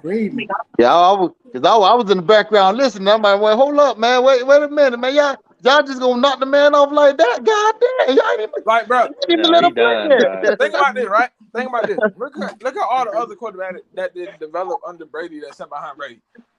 He got a stronger arm than Jimmy do. Jimmy G is one of them. Look at Jimmy would be better if he had a better arm. Yeah, but not all of those He sat behind. He was a third string behind Tom Brady. But check this out, though. Jimmy ended up being a starter for years on another team, but he learned from Tom Brady. At third string. And went to San Francisco and went to the Super Bowl. I could have sworn I saw Jimmy overthrow a man in the Super Bowl. Quarterback has been successful behind Tom Brady besides Jimmy G? Matt Castle. They got paid. Who say Matt Castle? I'm saying both of them. Who said Matt Castle? That That dude was trash. Nah, Matt Castle wasn't trash like that. Hold on, wait a minute. Matt Castle had a star. Matt Castle was starting. Wait a minute. His contract though. Hold on. That's all I'm saying. I'm about the money. If I'm not mistaken, did Matt Castle win a playoff game with the Chiefs? Yeah. That's what Bill Belichick said you need to do. There is schemes like that he won a whole playoff game. He obviously not that bad. He won. Well, look, first of all, what we're not gonna do is we're not gonna spend another 30 minutes on Kyle Trask. We're not doing that no more. No way. I wasn't here. We're not doing that. I had to say something already. We did that already. I was in the background getting mad. I'm like, God dang, they're gonna I'm not doing this, man. Look. Let's talk about this punt return. What y'all think about Russell Gage on punt return? Hey, I heard he can return. The boy got speed too. If he can return, put somebody back. I heard he did it in college though. He was actually. I want to see. I want to see Tompkins. I want to see Devin Tompkins. But see, his type. I mean, if he a playmaker, man, get him the ball. His type of return skill is he need a crease. He get a crease and he's out. That's his return. He gets a crease and he's out. He's not a make somebody miss and go. If he sees a lane, he's gone. He's like what Spurlock did for us 15 years ago. Get a crease and go. I want to see the young Devin Tompkins, man. That boy got some burners on him. Yeah, Devin Thompson is fast. All you gotta do is catch that thing and just take off. That's all you gotta do. That boy Is he can more fast straight, line but speed, or can he shift, or is he shifty? So is he? see, I mean, from the I things I think seen, he a really, little shifty, but he more speed than anything. yeah, bro. See, I'd rather have a shifty guy than a speedy guy. The guy that can make you miss, he don't really Shit, need if he that can much make one cut separation. and get out, man, I like that. Yeah, Make I one like cut and get somebody out. They gotta speed. catch him. Ain't gonna But drop check this him. out though. Speed ain't Somebody nothing. said Dan Orlovsky. This what I'm saying. Speed, Man, them boys tripping. this what I'm saying. Speed ain't nothing if somebody's still in front of you though. You can't use speed if they still in front of you. You know what I'm saying? Well, If I'm like give it- running like right in front of you, bro, and I'm coming at a great angle, speed ain't gonna always help you. You gotta be but able to make somebody miss. having Russell Gage back there is the risk of injury too, because he getting $10 million. So this That's just why he ain't gonna do pick up I and probably punt. put Scotty or Jalen back there. Just cause like It's got if Sean. you I want don't to know go off about injury, just put one of them back there. You ain't gotta worry about it. They probably Scotty a 56 good on the gunner. position. He's a gunner. Who, He's a good Donner? gunner, man. Yeah, we put Adam Scotty's a Humphries good back gunner. there. Is Scotty Miller gonna be worse than Adam Humphries? He was back there at one point. Y'all forgot that. He was back there, but he always catching Scotty trying to everything. fight for a position right now. He on the chopping board, man. He trying to fight for a position right That now. could be. I mean, if Scotty he is gonna be like the fifth, if he gonna be unfortunate the fifth, story sixth receiver, because he why not? got hurt. He got hurt after his first year. He Somebody been had the hurt nerve every to tell year me. though. Special teams. Somebody had the nerve to tell me put Tyler Johnson back there. Why don't we do that? Shit, no. I'm like, he's too big for that. I mean, Yeah, Scotty is an unfortunate story because he got hurt after his first year, and then that just I like that set Scotty it though. I off. wanted to keep him because he brings an element that most teams don't have. Somebody that's smaller than that fast, bro. If you use him right, they good. But you got to use him on screens. Stop me trying to use him on go balls. Get him a screen. Oh damn, we got Brent on here. Oh, There you go, Sal. There you go, Sal. But no, like I was saying with Scotty though, get somebody. got Houston in the Now house. y'all know. I had to leave out the gym. No, look, wait, hold up, gentlemen. We're not going to spend 30 minutes on Kyle Trask. Leave that alone. You know where it was going Not at. today. Not You today. know where it We was already going did at. that. We already did that. We already did that. We're not doing that today. I Isaiah, said we're gonna be fair about it, Isaiah, but what's your problem with Kyle Trask, you man? you Come said on, we man. be fair about it last week, so we being fair about it. No, But like I was saying though, like he with did throw Scotty, a few picks though. This right after you said that, like the following day, he did throw some picks. But moving on to him, we don't talk about Kyle Trask, man. We don't talk about him. so Let's quarterbacks talk don't throw about whatever picks. you want to talk about. I don't want to hear nothing else about Trask, man. Let me stop. We already did this already. We I already don't did want that. nothing else about Kyle Trask, man. let me stop my somebody feelings get hurt. Hey, from the sounds of how you was breaking down that salary cap, we ain't gonna have no choice but to give Kyle Trask some burn. Okay. I mean, Get him How at a much was year the or two. salary? You said we got $9 million salary cap. so right now we got $9 million to play How with. about the next couple years? Next year we over $55 million. Next year. How much Roach getting? The answer Over. didn't. How much the answer didn't get? 55 over. Kyle Trask. We might just have to, like you said, we might have to just sit on that 9. We probably just gonna have to go with what we got, man. We gonna have to go with what we got. Yeah, Facts. I agree. We gonna have to. We gotta see what Leverett and Hainsey. Hey, is it me or is Leverett huge? Like Yeah, that's what I'm saying. That's a and big muscular boy. huge. You know what I'm saying? Is that the reason why he's like a third string? Because he's slow, or Yeah, am I well, missing something? being that big, I mean, he's slow. You know what I'm saying? He's a good run blocker. Good run I blocker. mean, you don't got. Man, if you doing playing center, you don't got much moving to do. I mean, you stand up in there. Man, I'm not forget gonna all lie. that. Like he be standing next to the lineman, he Man, makes our lineman look man, small. we drafted Yeah, he all looks them dudes. big. It's He time looks for them really young big. dudes, man, to step up now. It's time for him to step up. I don't want to hear no excuses. Well, he Yeah, got hurt last year, though, I forgot right? his don't care name. about no I excuses. forgot his name, but I think Boy out of Notre Dame gonna be the starter. Hainsey. Hainsey. Yeah, He got some little legs though, but I think he can hang in No, there. he put Yeah, on a little weight they this said year. they trying to work on his bottom. No, Huh? he did. He came back. He put on some weight this year. He Well, looked a little bigger than he did last year. Remember, now he spent 4 weeks, 8 weeks total, but 4 weeks with AJ Shipley in the spring, and then spent 4 weeks with AJ Shipley in the summertime Right. to work on it. So I say go with him, man. I mean, hell, we can't just keep forking out money to everybody. That's getting I mean, old. I And highly then, doubt we sign somebody else. Like, who the hell is Bug? Well, worst case What's scenario his is name? we get Bug. another We can center sign down. another We tight do end. got to Bug get who? another center off the market. Or the black dude, number 86. oh yeah, I heard a Bug. Yeah, I don't know who he is. Number 86. From the US, Black dude. from the other little league or whatever he was in. Yeah, he was. No more, like he said, no more tight ends, no more wide receivers. Well, they feel like they I don't probably know if need Buddy can somebody block. who Buddy, can pass he catch. good at catching. He tall as hell. He good at catching, but I don't know if he can Yeah, block. he got hands. He can I catch. don't know if he can block though. Now look. Now here's the let's bring it back to the O line, specifically the left guard and the center. Them two position by itself is going to be some issues. Like, look, I'm saying I'm not at 10, but I'm concerned. I'm at a 7. I like still Luke. have Wells. I like Luke. I like Luke. I'm at a 5. I like it. Do we still have Luke Wells is there. as a I'm backup for a I line? like Luke. I'm He at a about a guy, 7 right now. But how do Yeah, y'all I'm feel? worried about I'm at Wells, 5. man.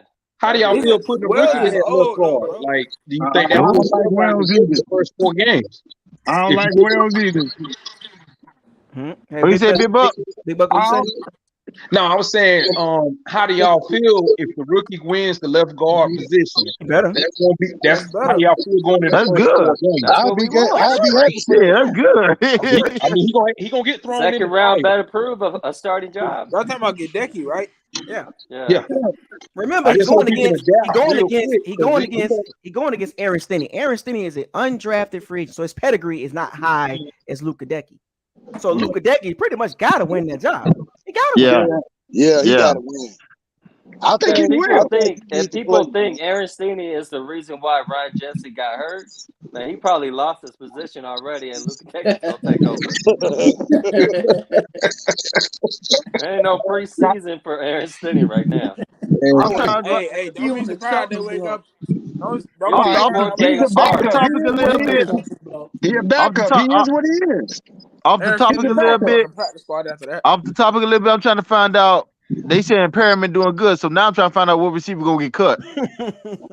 They saying Perriman doing good. That's what I heard. He doing good.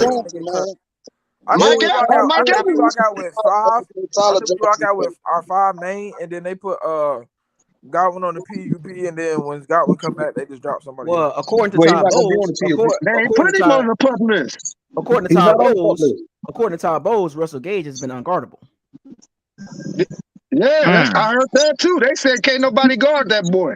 But Which makes But me a wonder why receiver- the hell is he putting him in on special teams? That's stupid.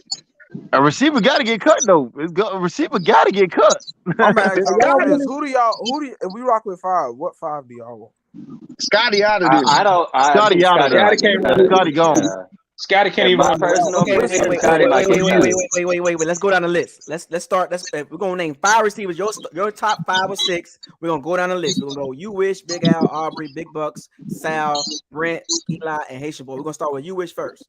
Give me your 5 or 6 receivers that's gonna make the team. So I got Mike Evans, Chris Godwin, Julio Jones, Tyler Johnson, and what's that, 4? That's 5. That's 5. Oh, that's 5 No, already? they gonna say Damn. Russell Gage. Gage getting 10 mil. He gotta make the Oh, and team. Russell Gage. I'm sorry. That's You get one more. You get one more. So 6. Let's do 6. All right. So then Perriman over Scotty Okay, and Big Al. Darden. Okay, Big Al, you next. Damn. I say the first time to Mike Evans, Chris Godwin's, Russell Gage, of course, Julio Jones, Darton, 5. and you say one more, right? Perriman. That's 6. Now, Aubrey. Mike Evans, Chris Godwin. So we cut Tyler Gage. Johnson? Damn. Gage. Tyler can't catch me. He dropped too They many said balls. he been showing out though. Hold up. Well, go ahead, Aubrey. I'm tripping. Sorry. I throw Grayson in there. I like him a little better than my other Yeah, guys. yeah, You said one more? Oh man, I'm gonna say Scotty. Scotty? Okay, Big Because Buck. he goes play special team. Hell no. Big Buck. I'm gonna say Mike Evans, Russell Gage, Chris Godwin, Julio. What's the other dude? I'm gonna say Perry. Bernard Perriman. He makes this squad, and I'd say Johnson. Johnson probably might get that sixth and final spot, and the other two gonna get cut and go to the practice squad. All right. Okay. Sal, what you got?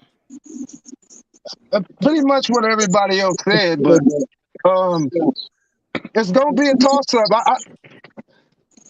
What threw me for a loop today was when Mike Evans was bragging on how good Tyler Johnson been looking. So now it's like, well, damn.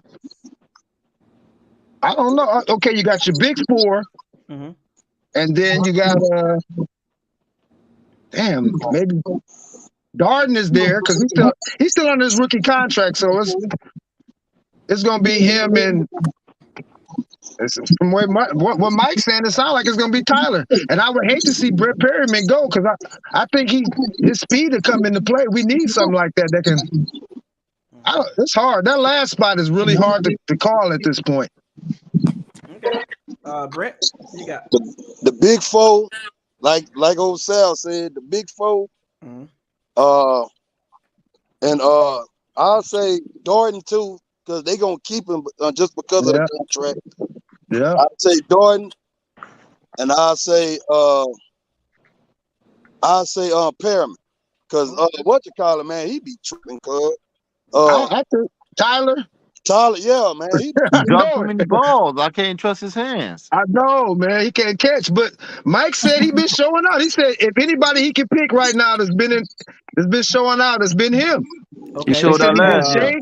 So they said he's in shape and he's clowning. So we got two more guys. We got Eli and Haitian boy. So Eli, you next. All right. So obviously the big four. My last two, I want Scotty, but I'm gonna say just because he's still under contract, and Tyler. Okay. Oh, okay. Haitian boy. Over there quiet and stuff.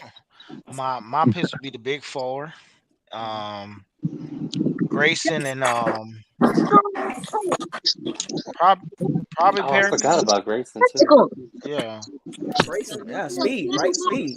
I think one of those two would probably do special teams. Yeah. But can we what about the practice squad? We can put who can we put on the practice squad? He already there.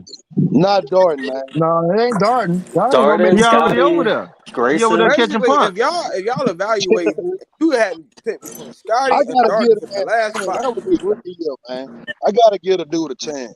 Right. Yeah, dog, you got to give him a chance. That was. So do y'all believe they'll carry 6 receivers or they'll go with 7?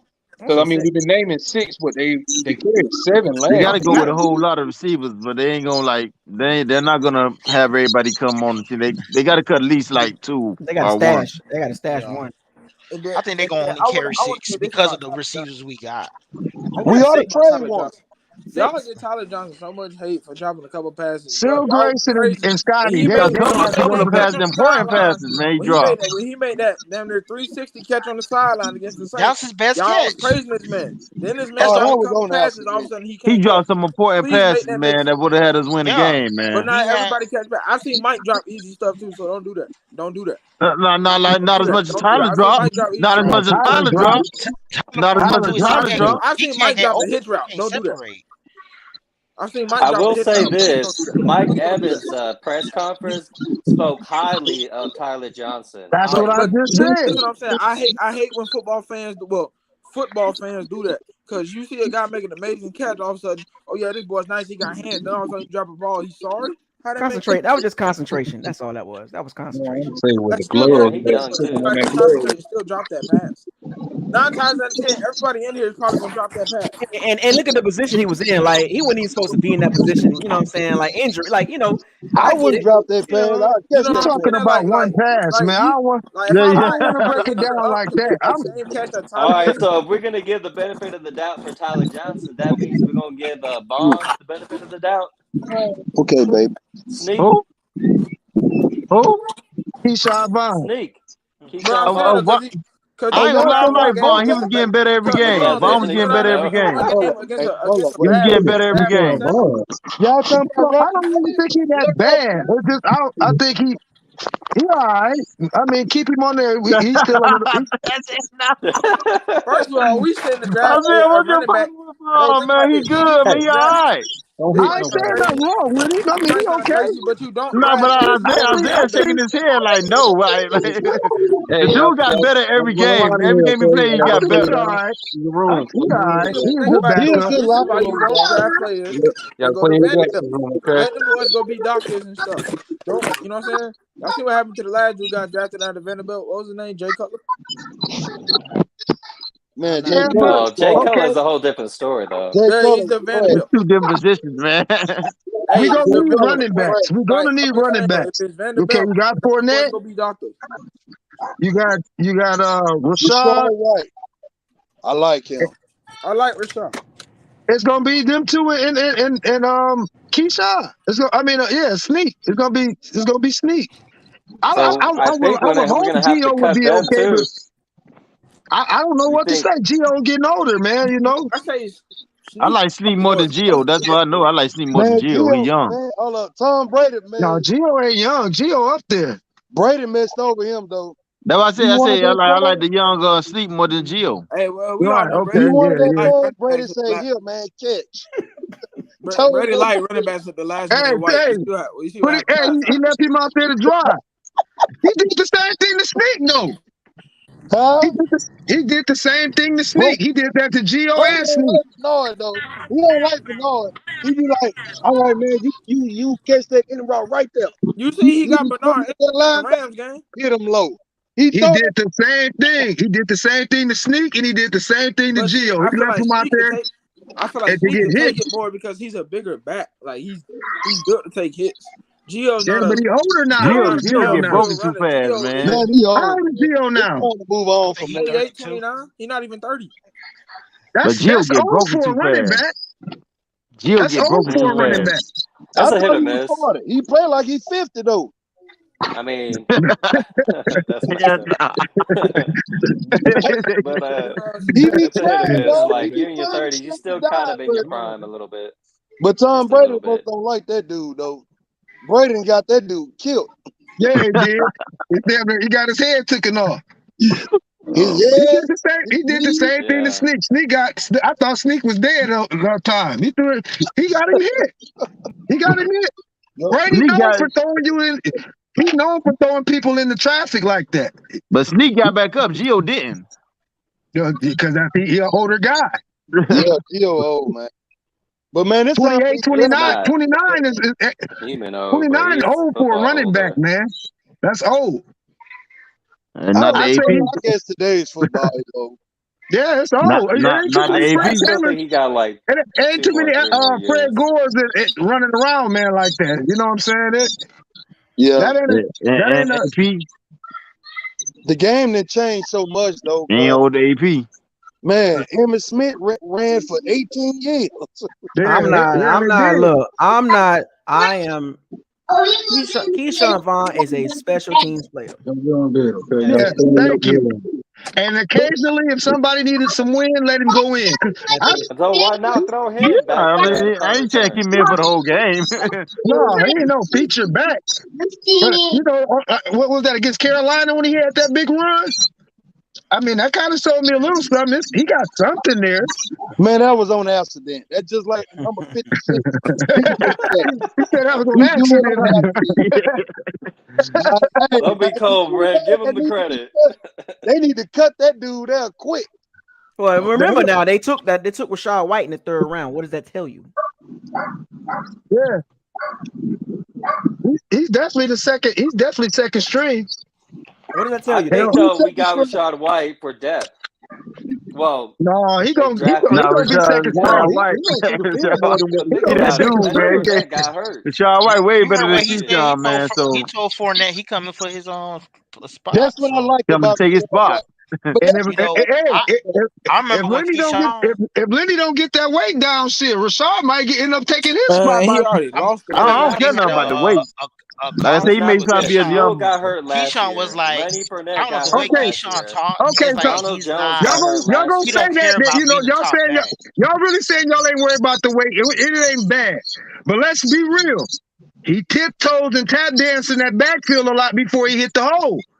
He like to tip, and if you heavier, that you're gonna be even slower to hit the hole. But when you got that weight, man, you don't need to do all that, man. You just bust through that hole, man, like Jerome Bettis. I mean, But he don't do that. He doesn't do that. He's not a small back anyway. He was already a little on the thick side. He tiptoes it, and then I don't know. I don't see the explosiveness like I seen in Jacksonville. Like when he used to hit the. He don't do that. Man, you got to remember he got beat up in Jacksonville. We ran so much, man. He was the only player out there. He got beat up, pound. Which is why he tiptoes wears and before tears, hitting man. the hole. He Right. tiptoes It's a lot. called, yeah, you gotta have patience. You can't just hit a hole and just expect to blow. You gotta be patient, bro. That's the part of playing running back is patience. Look at all these great running back. They patient. Sometimes you gotta hit the damn hole. Bro, it's Sometimes called slow you do. to He it, don't. blow through it. Slow to He it, don't. blow through it. Wait, then explode. I seen the difference between when Rojo hit the hole and when Lenny hit the hole. It's a big difference. Yeah, it was you a see big it when difference. when Rojo didn't score from the 1 yard line, you definitely saw it. It was like Rojo could break any minute. But my thing is how's Rashad Wright running? Is he a running back or is he a pass catching back? He's a running. Rashad White can run. He's both. He's a running back with hands. He what's Well, up, boy? not Used to just play for the that. He kind of Steelers. reminds me of Le'Veon Bell in the sense of Le'Veon style. Bell. Yeah, everybody say that. Everybody He's say very that. patient with the That's hole. how he is. But when he makes his move, he out. He gone. But think about this though. I don't know if he got the explosiveness like y'all CJ see Stroud, but he gone. I mean, he can go through the hole, but I don't think he got the explosiveness like He CJ Spiller. don't have the explosiveness either. So if we got two guys that don't go through the hole, with authority, so there's a chance that he might be able to beat Lenny out. But I think Rojo, if given a chance, he probably would have done a good job, bro.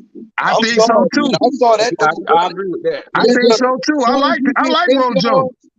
But Rojo's like a shell of himself, man. He gets into his head, man. He started losing confidence. As soon as he fumbled the ball, he started like pouting and he made one mistake and then Bruce Arians sit him down for the whole damn game.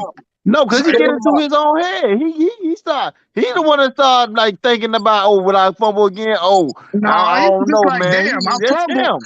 No, he was like, damn, I fumbled. I ain't never getting back in. Now this motherfucker ain't gonna put me back in. That's how he used to treat Rojo. He used to really treat Rojo. Hold on. Gentlemen, we got to watch the cuss words. Oh, I'm sorry. My bad. But he used to treat him though. He make a mistake. We don't see Rojo for the rest of the game. That's what I'm saying, man. But like, I didn't like that. I did not like that. Now watch what Ronald Jones do in Kansas City. Watch it. Watch. No, don't say that. We gotta play them, man. I don't want to say that. We gotta play them, man. Don't say that. We gotta play them, man. Don't say that. Don't say that, man. That's what I've been thinking. I was like, man, I think Karma gonna come back and bite us. They gonna give us a healthy dose of that dude. We gotta play them, man. Oh my God, we gotta play them. The same way we got rid of Adam Humphries when we played the Titans. Y'all see what type of game he had. I'm just saying. Yeah, that don't mean nothing. Rojo showed too much promise to me, man. You think Ronald Jones? Hold on. I think Rojo was straight. Wait, gentlemen. Do you think Ronald Jones is going to give Kansas City some more play offensively and defensively? Well, no, because he got another running back in front of him. He gonna get more carries than he did in Tampa. Hey, I ain't gonna lie. I don't really like Clyde like that. I think he's better than Clyde to me. Clyde is too small. Let's just be honest. As soon as they pay the Bucs, man, watch how many carries Rojo gets. As soon as they play the Bucs, I already know what's gonna happen. He gonna get his carries. I bet you anybody money when that ball get off and the Chiefs get the ball, Rojo is the first one to back. Turn that light off in the hallway. They gonna make sure that boy touch the ball. He gonna start that game. Ronald Jones might give away some plays. He might help the Chiefs out and like, look, the Bucs. Here's why Ronald Jones looks better with the Chiefs than the Bucs. Let me tell you why. The reason why is because Patrick Mahomes is mobile. He can extend the plays. That's why.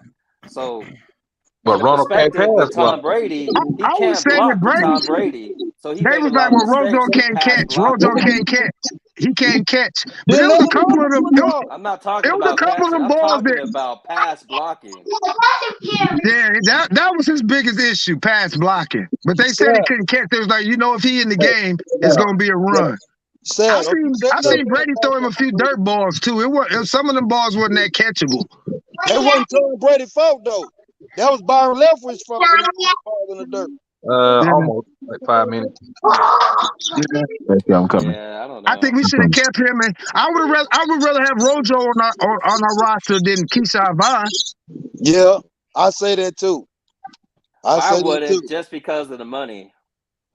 Yeah. He signed a 1 year, $5 million deal. How much did Kansas City give How him? much was he asking for? He only got a 1 year, $5 million in Kansas City. Thank you. Yeah, that's $1 million. But think about this though, man. He could have had 1,000 yards rushing. Bruce in 2020, but he pulled the ball from his hand, man. If he didn't have that if he didn't was like a squad or something, he he didn't was gonna get 1,000. No, if he didn't get hurt in pregame against Washington, I don't even think you see playoff Lenny. Because think about how Rojo was running in 2020. He was going crazy. That's what I'm saying, man. He was then. He got hurt though. Man. No, but I'm saying our first 1,000 yards rusher since 2015. But all the other years that was Winston's fault. But I ain't gonna get into that. I just think he got a raw deal in Tampa. He got a raw deal in Tampa. Bruce Arians didn't want to play. He didn't want to play. Bruce Arians just had it out for Rojo from day one. He did. I mean, you can really tell if it's a really good running with that back 1,000-yard from season the he almost first had year, though. man. That's what I'm saying. If he would have had that quad injury, he had like 900 and something yards. So no, he didn't get 1,000 because they chose to get AB his money. Man, he was like 900. No, he hurt his quad. He hurt his quad in the Washington game. Okay, look, wait, gentlemen. Can we do it one at a time because y'all just screaming over each other? It's like, yo. All right, baby, I'm coming. Like we can just one at a time. That's trying to talk with each other. It's just like it sounds really like y'all trying to compete with each other. Well, I've been playing a little bit. I'm sorry. Go ahead. I thought he had a quad injury. That's when Lenny got in, and Lenny had the job ever since. That was the playoff game when he got hurt in 2 games, and they just started Lenny. And they let him get all those touches, and I'm like, okay, why you never did that for Rojo one game? And like you said, it's 2 different ways when they hit the hole. You can see a burst with Rojo. He was very explosive. Yeah, it was like a little shuffle. I do agree with you on that. It looked like he could break any minute. I was like, dang, oh man, he almost got it. I mean, go back to the Kansas City game in 2020 when he caught that first touchdown. I was just like, okay, why you don't use him more? Give him a chance to, try to catch more passes. But I don't know. I think he was inconsistent. Personally. I mean, think about him and Fournette was inconsistent that year. Let's Fournette dropped a lot of passes. Yeah, but he had a lot more benefits because he was able to pass block better. But that was the only edge he had at that point is that he could pass block better than Rojo could. But look here, man. BA is loyal to his people. Yeah, he would live with them. He would die with them. With this Blaine Gabbert thing, and I ain't trying to go there, but with this Blaine Gabbert thing, say, man, name me a coach who benched the player at one team and come back and pick that same player up and still be there. And still be there. That's what I'm saying. For 3 years running now, I'm like, come on, man. This dude ain't gonna see the field. Why is he even there? When I saw Bruce Arians' little football life, he been since he was in college. He either coached them or man, he coached with them. That's what I'm saying. He just loyal like that. Okay, so what does that tell you about Kyle Trask if he can't beat Blaine Gabbert? Oh. Everything we were talking about the other day. I was looking at some of the stuff today. Kyle Trask was with the second team. But what I've been hearing about today, lately, that's because Brady he wasn't at practice. That's the point, though. Blaine Gabbert playing with the starters, and they still got trash on the second. So it's like they still don't see enough. Hey, Isaiah, what's that dude's name? Mr. Buck Nation. Mr. Buck Nation, he been out there. That dude said Kyle Trask has been playing way better than what Blaine Gabbert been. He been looking like a better quarterback. I'm just saying. Better, but he also was out there throwing picks too. Tom Brady threw him too. So that don't really tell me nothing. But like I say, man, these draft picks, man, we got to hit on these draft picks. Hainsey needs to be starting. I want to see him starting. I don't want to see nobody else. I want Hainsey starting. I agree. Gentlemen. Okay. What if one of them rookie tight ends beat out Rudolph? That's good. They are. I took him. I think I can go beat him out, and it's gonna be like, okay, well then we should have never got Rudolph in the first place. I don't think we should have got him. So be it. Well, then I'm like, so be look, gentlemen, I'm gonna wrap this up. He's licking the tops of the ice We're gonna end this with some closing remarks. With this discussion, we talked about a lot of things. We're gonna keep talking about a lot of stuff as usual. Next week, I think the first Hall of Fame game is on the 6th, I believe. I think it's Thursday. Next Thursday. Yeah, so I'm gonna be watching that. You know, I'm happy with that. So any one of y'all got any closing remarks? I just want to say this real quick, man. I gotta go. Isaiah, say, bro, I love your channel, man. I do. I love you. I do. But look here, with you, with number 56, man, you the one that exposed him to me. We was watching the game. You were live streaming the game, and say, man, this shit gets blown up every play. So I've been noticing that. So that's on you, bro. I love the show, though, man. Thank you, man. Appreciate it. All right. Big Al, you got something? Yeah, just give the young man a chance. Give Cal Trash a chance, and I gotta feed my daughter some ice cream, so I gotta get up out of here. Got you, man. Sal, what you got? I say stop doing all this reaching for players. Let's just see what we got, man. You know, we got Hainsey, we got Leverett. Let's see if they can handle the position. I mean, we can't just keep forking out money all day, every day. You know, let's just see what we got. We got to give these young guys a chance, man. You drafted them. Let's see what they got. That is true. That is true. But we still might need one more guy though. Who? Treader? Yeah, I mean, like whoever. I mean, like, because even what if Hainsey don't work out? Pan out.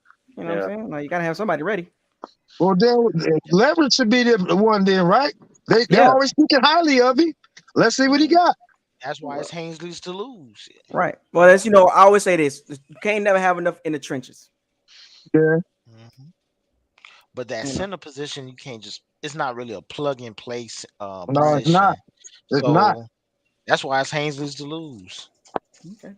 Is that it? That's all you got, Sal? That's all I got. No, Haitian boy, what you got? Let me say first. Actually, go I gotta go.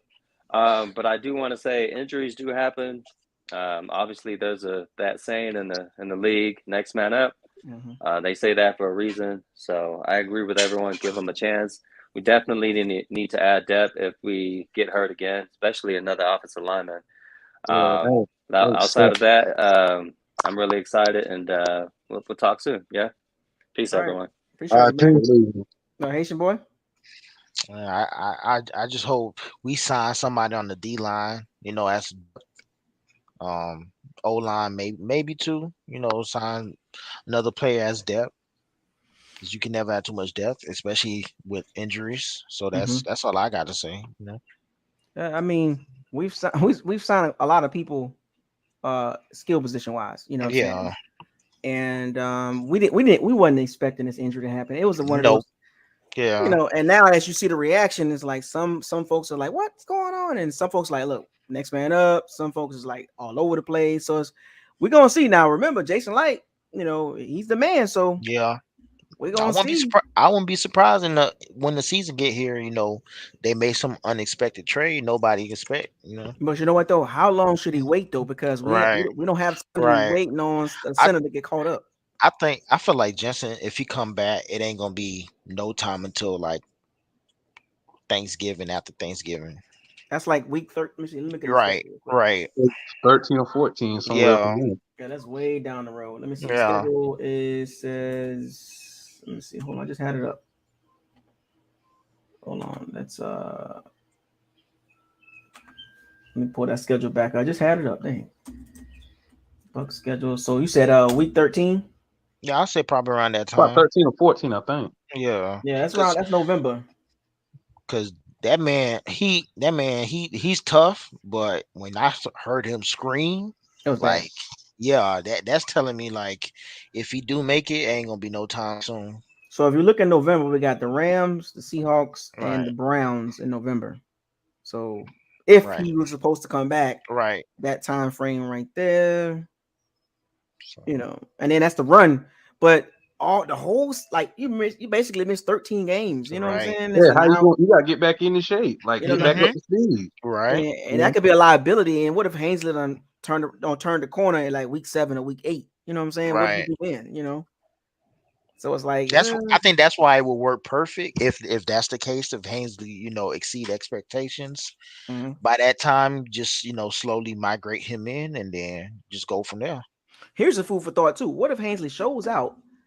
Ryan Jensen's on the hook for $26 million guarantee. What do you do Right. right there? Right. That's where it gets interesting because I was thinking about that earlier.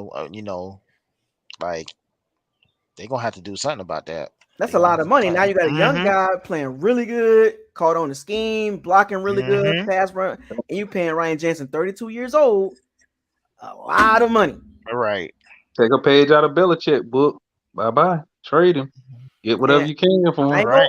I'm not gonna lie. If Hainsley can, get close to that production at his age, at that young age, and you got Jensen at 32 with guarantee, bruh, like you got to go with the young guy. Mm-hmm. You got to go with the young guy. You have to. Yeah. And when it's close, you go with the young guy because that young guy's ceiling is going to be Right. higher moving forward. So this could be a blessing for the Bucs. Not to say like Right. we don't wish any bad on Ryan Jensen. Just saying Mm-hmm. like for Robert Hainsey's sake, his future is at stake. You know what I'm saying? His Right. immediate future. His short term. If he shows out, the Bucs got some decisions to make 2023. Oh yeah. Oh yeah, definitely. And do you pay Ryan Jensen all that money? I mean, obviously you don't do that because I'm looking at the salary cap hit in 2023. If Robert Hainsey shows out, Ryan Jensen guarantee. Well, he's on the hook for What's the dead cap hit? $15 million cap hit, and the dead cap hit will be $19 million, and they'll save $4 million. Gosh. Dang. Dang. And that's Yeah, if see Robert what- Hainsey shows out. If Robert Hainsey Right. shows out, the Bucs still gonna get hit with Ryan Jensen's contract. Mm-hmm. It's a lot. That's a lot. Think about that, folks. That is. Oh, I don't know if you seen they was breaking down Julio's contract. Yeah, And I I saw think they that. were saying like the actual base, I think it's like 6 million. veterans minimum. No, Yeah. like No, veterans minimum. No, he Because got like 6 before, million. Well, the cap hit is $2 million from what I was, $2 million. Well, actually, yeah. So this year I was looking at 2023. So 2022 cap hit is go down. So it's $2 million. So $2 million cap hit. So it's 1.1 million dollars guaranteed, I believe. Yeah, and it's a $2 million cap hit. So you got some incentives in there too. So you right. got to count that too. So the guaranteed salary is $1.1 million, but it's a $2 million cap hit. So next year is $3 million. So it's $6 million, guaranteed. It's up to $8 million with incentives. Yeah, I think they threw some like void years or something like that. Yeah, that's like all like on Kick a the bunch of can. people. That's Yeah. a lot of people got void years.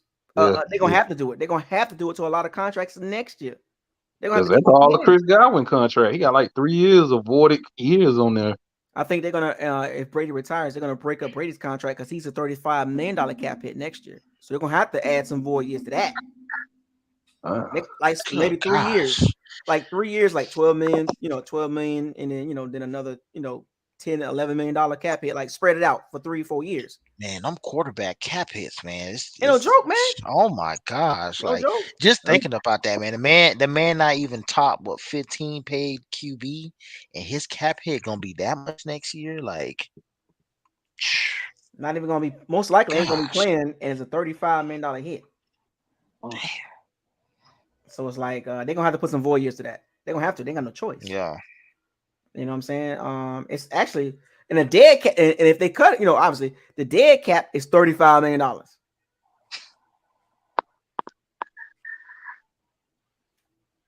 So the roster finagling with Jason Light going and Greenberg, Mike Greenberg, the cap guy, they're gonna have to really kind of do what the Saints did, like kind of like push some stuff down the road. You know what I'm saying? Like that's what we turned it into. We're gonna turn into that. Looking at these money, look at the money. We're gonna turn into the Saints. But going to take the hit early if But there's a bright future for the Bucs though. In 2024, $79 million cap room. I'm just saying that's why I say, do you just go on and take it? Like, I mean, I know you're speaking on like I ain't gave my clue. I'm just saying $79 million under the cap in 2024. So we can do a lot of things in 2024. Yeah, you can do a lot as long as they don't mess it up. I mean, you're pretty much going for broke this year, and then next year you just like a transitional type. Yeah, you go. I say just take that year, like go ahead and take that loss, like with the salary cap, because you're gonna have to observe it some kind of way, and then you can come out swinging that next year. Because I mean, where I'm at now, that's what Atlanta is going around bragging about. Like, hey, we're gonna have 100 million next year because Julio and Matt come off their books, so they're gonna have like 100 million in cap space. It's how you use it. That's what's important. Yeah, because like you can get all the money, but that don't mean nothing. Look at the Jets and some of these other teams that have all this money, and it's like it's Colts. They somewhat did something, but the fact that Belichick was spending the way he was, people had expectations. Oh, New England's finna do this and that, and then they barely got in the playoffs. Barely got like. But I will say this though. What I will say is in 2024, all the young guys they drafted are under contract. Vita Vea, Carlton Davis, Chris Godwin. The worst situation is going to be interesting. It's going to be either they extend him next season or the season after that. Who? Worse. And you got Devin White. Devin White contract ain't no book yet either. Like he gonna ask for, he in the contract year. His 50-year option got picked up. Gosh. His contract is a whole different story. He want to get paid like Darius Leonard, Fred Warner. You know what I'm saying? I don't think he's not at that level. Yeah. No, I don't think so neither. A little under that, you know what I'm saying? But that's still a lot of money though. Yeah. The way I look at his pay range is definitely gonna be probably no less than about 16.5. Yeah, $15-16 million. Yeah, it just really comes down to how many years. 4 or 5. And it's about the guarantee. It's about the guarantee money, right? Really, it is. You just get it front loaded the first year or two, and then just you can look at the market in that third year. Like, okay, I mean, I think the shift is going to be in the NFL. You're going to see more 3-year deals. Yeah, the first like Metcalf just signed Metcalf with the highest receiver signing bonus, like 30. Yeah, 30 but million. But his money front. Yeah, his money he get 30. He get 30, and then the first. Like he get like $43 million. Yeah, it's like in the first 2 years. Yeah, you got a $30 million signing bonus, and and then another like 20 next year, I think. Yeah, so he get like it's like 58 guaranteed, I believe. Yeah. So think about that. He can be on, and then I think, and the crazy thing is, he's only 24. He'll be 27 by the time that contract ends. Yeah, that's another payday. Or they can, and then think about this: extend if they're in a total rebuild mode, they can trade him and get picks for him and lose that contract. Yeah. So that's at 3-4 years. Smart. Yeah, it's about the players are about 2 years now. They're on these 2 or 3 year contracts. That's what it is. About it ain't no. That's gonna be the new thing. Especially with the NFL, never for long. Yeah, man, you can get your money up front. I Like, mean, look at Pat Mahomes' contract. I mean, I knew when he signed that, I was like, okay, you just taking this now so you can see the market change in a couple of years. So you know they're gonna restructure that in a couple of years. yeah. And remember now, they still got him on his rookie contract. Yeah. I think this is the last year. Again, Yeah, the I think money so. kicks in. You know what I'm saying? No, I Then think it starts this year. It starts because that last year was his 5th year. Okay, so yeah. He came in 2017. Now, but they see the decision they had to make though. They had to let go Tyreek and they had to Tyrone Matthew. You know what I'm saying? Like they had to trade. You know, they had to figure this out. They can't keep those. It's hard to keep players on your squad when you have a big monster contract. Right. But then Tyreek, he had what 2 years left, or he had 1 year left on that But contract. you know he wanted to get some money. Yeah. I mean, Miami gave him what 110. How much of that? I think so. I think like a good 70, 71 or something like that, if I'm not mistaken. And Deebo Samuel's about to get paid. I don't know if you pay, like, I get it. He just gonna cash in. It wouldn't surprise me if he got a deal like Mike Williams or Chris Godwin, like a 3-year, $60 million deal, $40 million guaranteed. That Chris Godwin contract is looking really good. Yeah.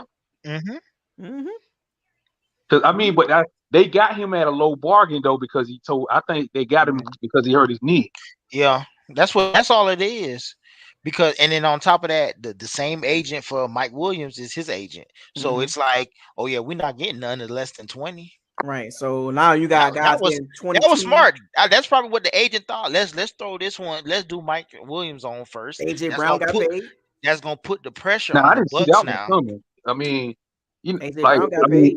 Yeah, 100 million, but I don't know how much was guaranteed out of that 100 million. A lot. I think 60. 60, I think. 60. Yeah. And then you got Scary Terry, and you also got Scary Terry out there and Deontay Johnson. They want to get paid. All because of Christian Kirk. That's a great agent. I ain't mad he got paid. I'm gonna say that, but was he deserving of that? No. He's not worth that money. I'm sorry. Well, they got to put let's just put it like this: the Bucs 10 years ago, back in the day, we are the reason why, because we gave a punter a max contract when we had 70+ million in cap space, so they have to spend the money. So we're basically the reason. Well, I mean, when we see. It's gonna be interesting though with the play of Devin White specifically, you know, because he's on the radar. Devin White and you know, and these young guys, you know what I'm saying? Because the key is to have those young guys under their rookie contracts to make, you know, to do it. You know what I'm saying? Like, look at the Bengals. The Bengals are in Joe Burrow's under a rookie contract. Right. Jamar Chase rookie contract. You know what I'm saying? They gonna mess that up. I just know that's the Bengals because that oldest cheat. They gonna mess that up. I think they're gonna have a drop off this season. Yeah. If the Ravens, let's be honest, if the Ravens was healthy last year, they'll be a wild card. The Ravens would have won that division hands down. Let's not ignore that. Lamar Jackson got hurt. The whole secondary was hurt. Yeah. Now that's another intriguing thing. I want to see how what Lamar is asking for, because I'm like, with the whole Kyler Murray thing. He get more than that. I'm looking at the Deshaun Watson contract. Hey, he got 230. I want that too. Right, exactly. And there was this thing about Lamar ain't worth, you know, a lot, stuff like that, blah blah blah. But come on, he's won an MVP. He's had a winning year ever since he's been there. Exactly. So he'll get the money. His contract can't be no less than about 260, if that. More than Kyler Murray. He gonna probably get the same thing as Josh Allen, or right there. I think that's. I mean, or he's playing the market, or he gonna sign something where he can restructure in a couple of years. It cripples your franchise. It sure do. Especially with them not having no top. I mean, you saw what happened when Flacco got that big contract. They just fell apart. So that's why they're so cautious. Like, hey, can we get this number? That way we can still build a team around you. Right. Like, I wonder, is that the big discussion or issue? We're gonna see. We're gonna see. Is that all you got, Haitian boy? Oh yeah, I'm done. That's good. Good work, man. I appreciate you coming on, man. Salute to you. Man. Salute to y'all, gentlemen. All right, Big Buck, man. What you got, man? I mean, back to the offensive line. I just, you know, Jensen. I thought I hate to say it, but that might be season injury the way it looked.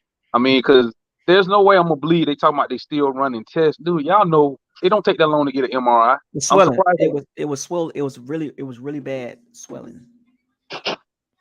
Okay, I give you that, but y'all, you can do tests to tell if it's a any kind of torn. Those doctors know if it's torn, any kind of damage. They can do tests without an MRI What the at that folks? level.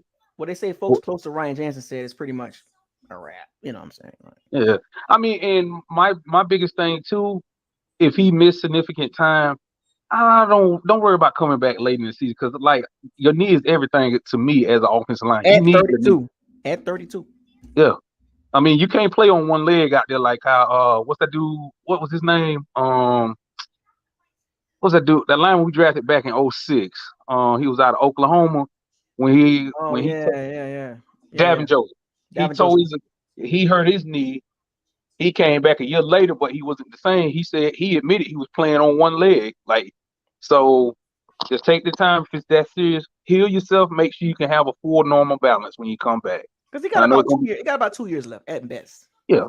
Now as far as the receiver thing, like how Mike Evans was talking up Russell Gage and stuff, I'm not really buying into stuff right now. Like Tyler Jones? You talking about Tyler Johnson? Yeah, him. I'm not buying into any of that. Y'all ain't even in pass yet. Like when the pass come on, then let me hear you speak that same energy. I mean, it comes from when it comes from a player. I get it. You're sticking up for your guy. That's Mike Evans. That's his guy. Like he put his bets on Tyler Johnson. You know what I'm saying? Yeah. And I understand that's Mike Evans. That's a veteran trying to give the rookie some confidence. And let the coaches know, like, hey, he's putting in the work. You know what I'm saying? And Mike Evans' voice does carry some weight. You know what I'm saying? So, Mike Evans' voice carry some weight. So. I mean, but I'll say this though. What I'm also interested in seeing is, like I said, for the last couple of years, is the depth that we should have built back in 2020. Is that going to take hold this year?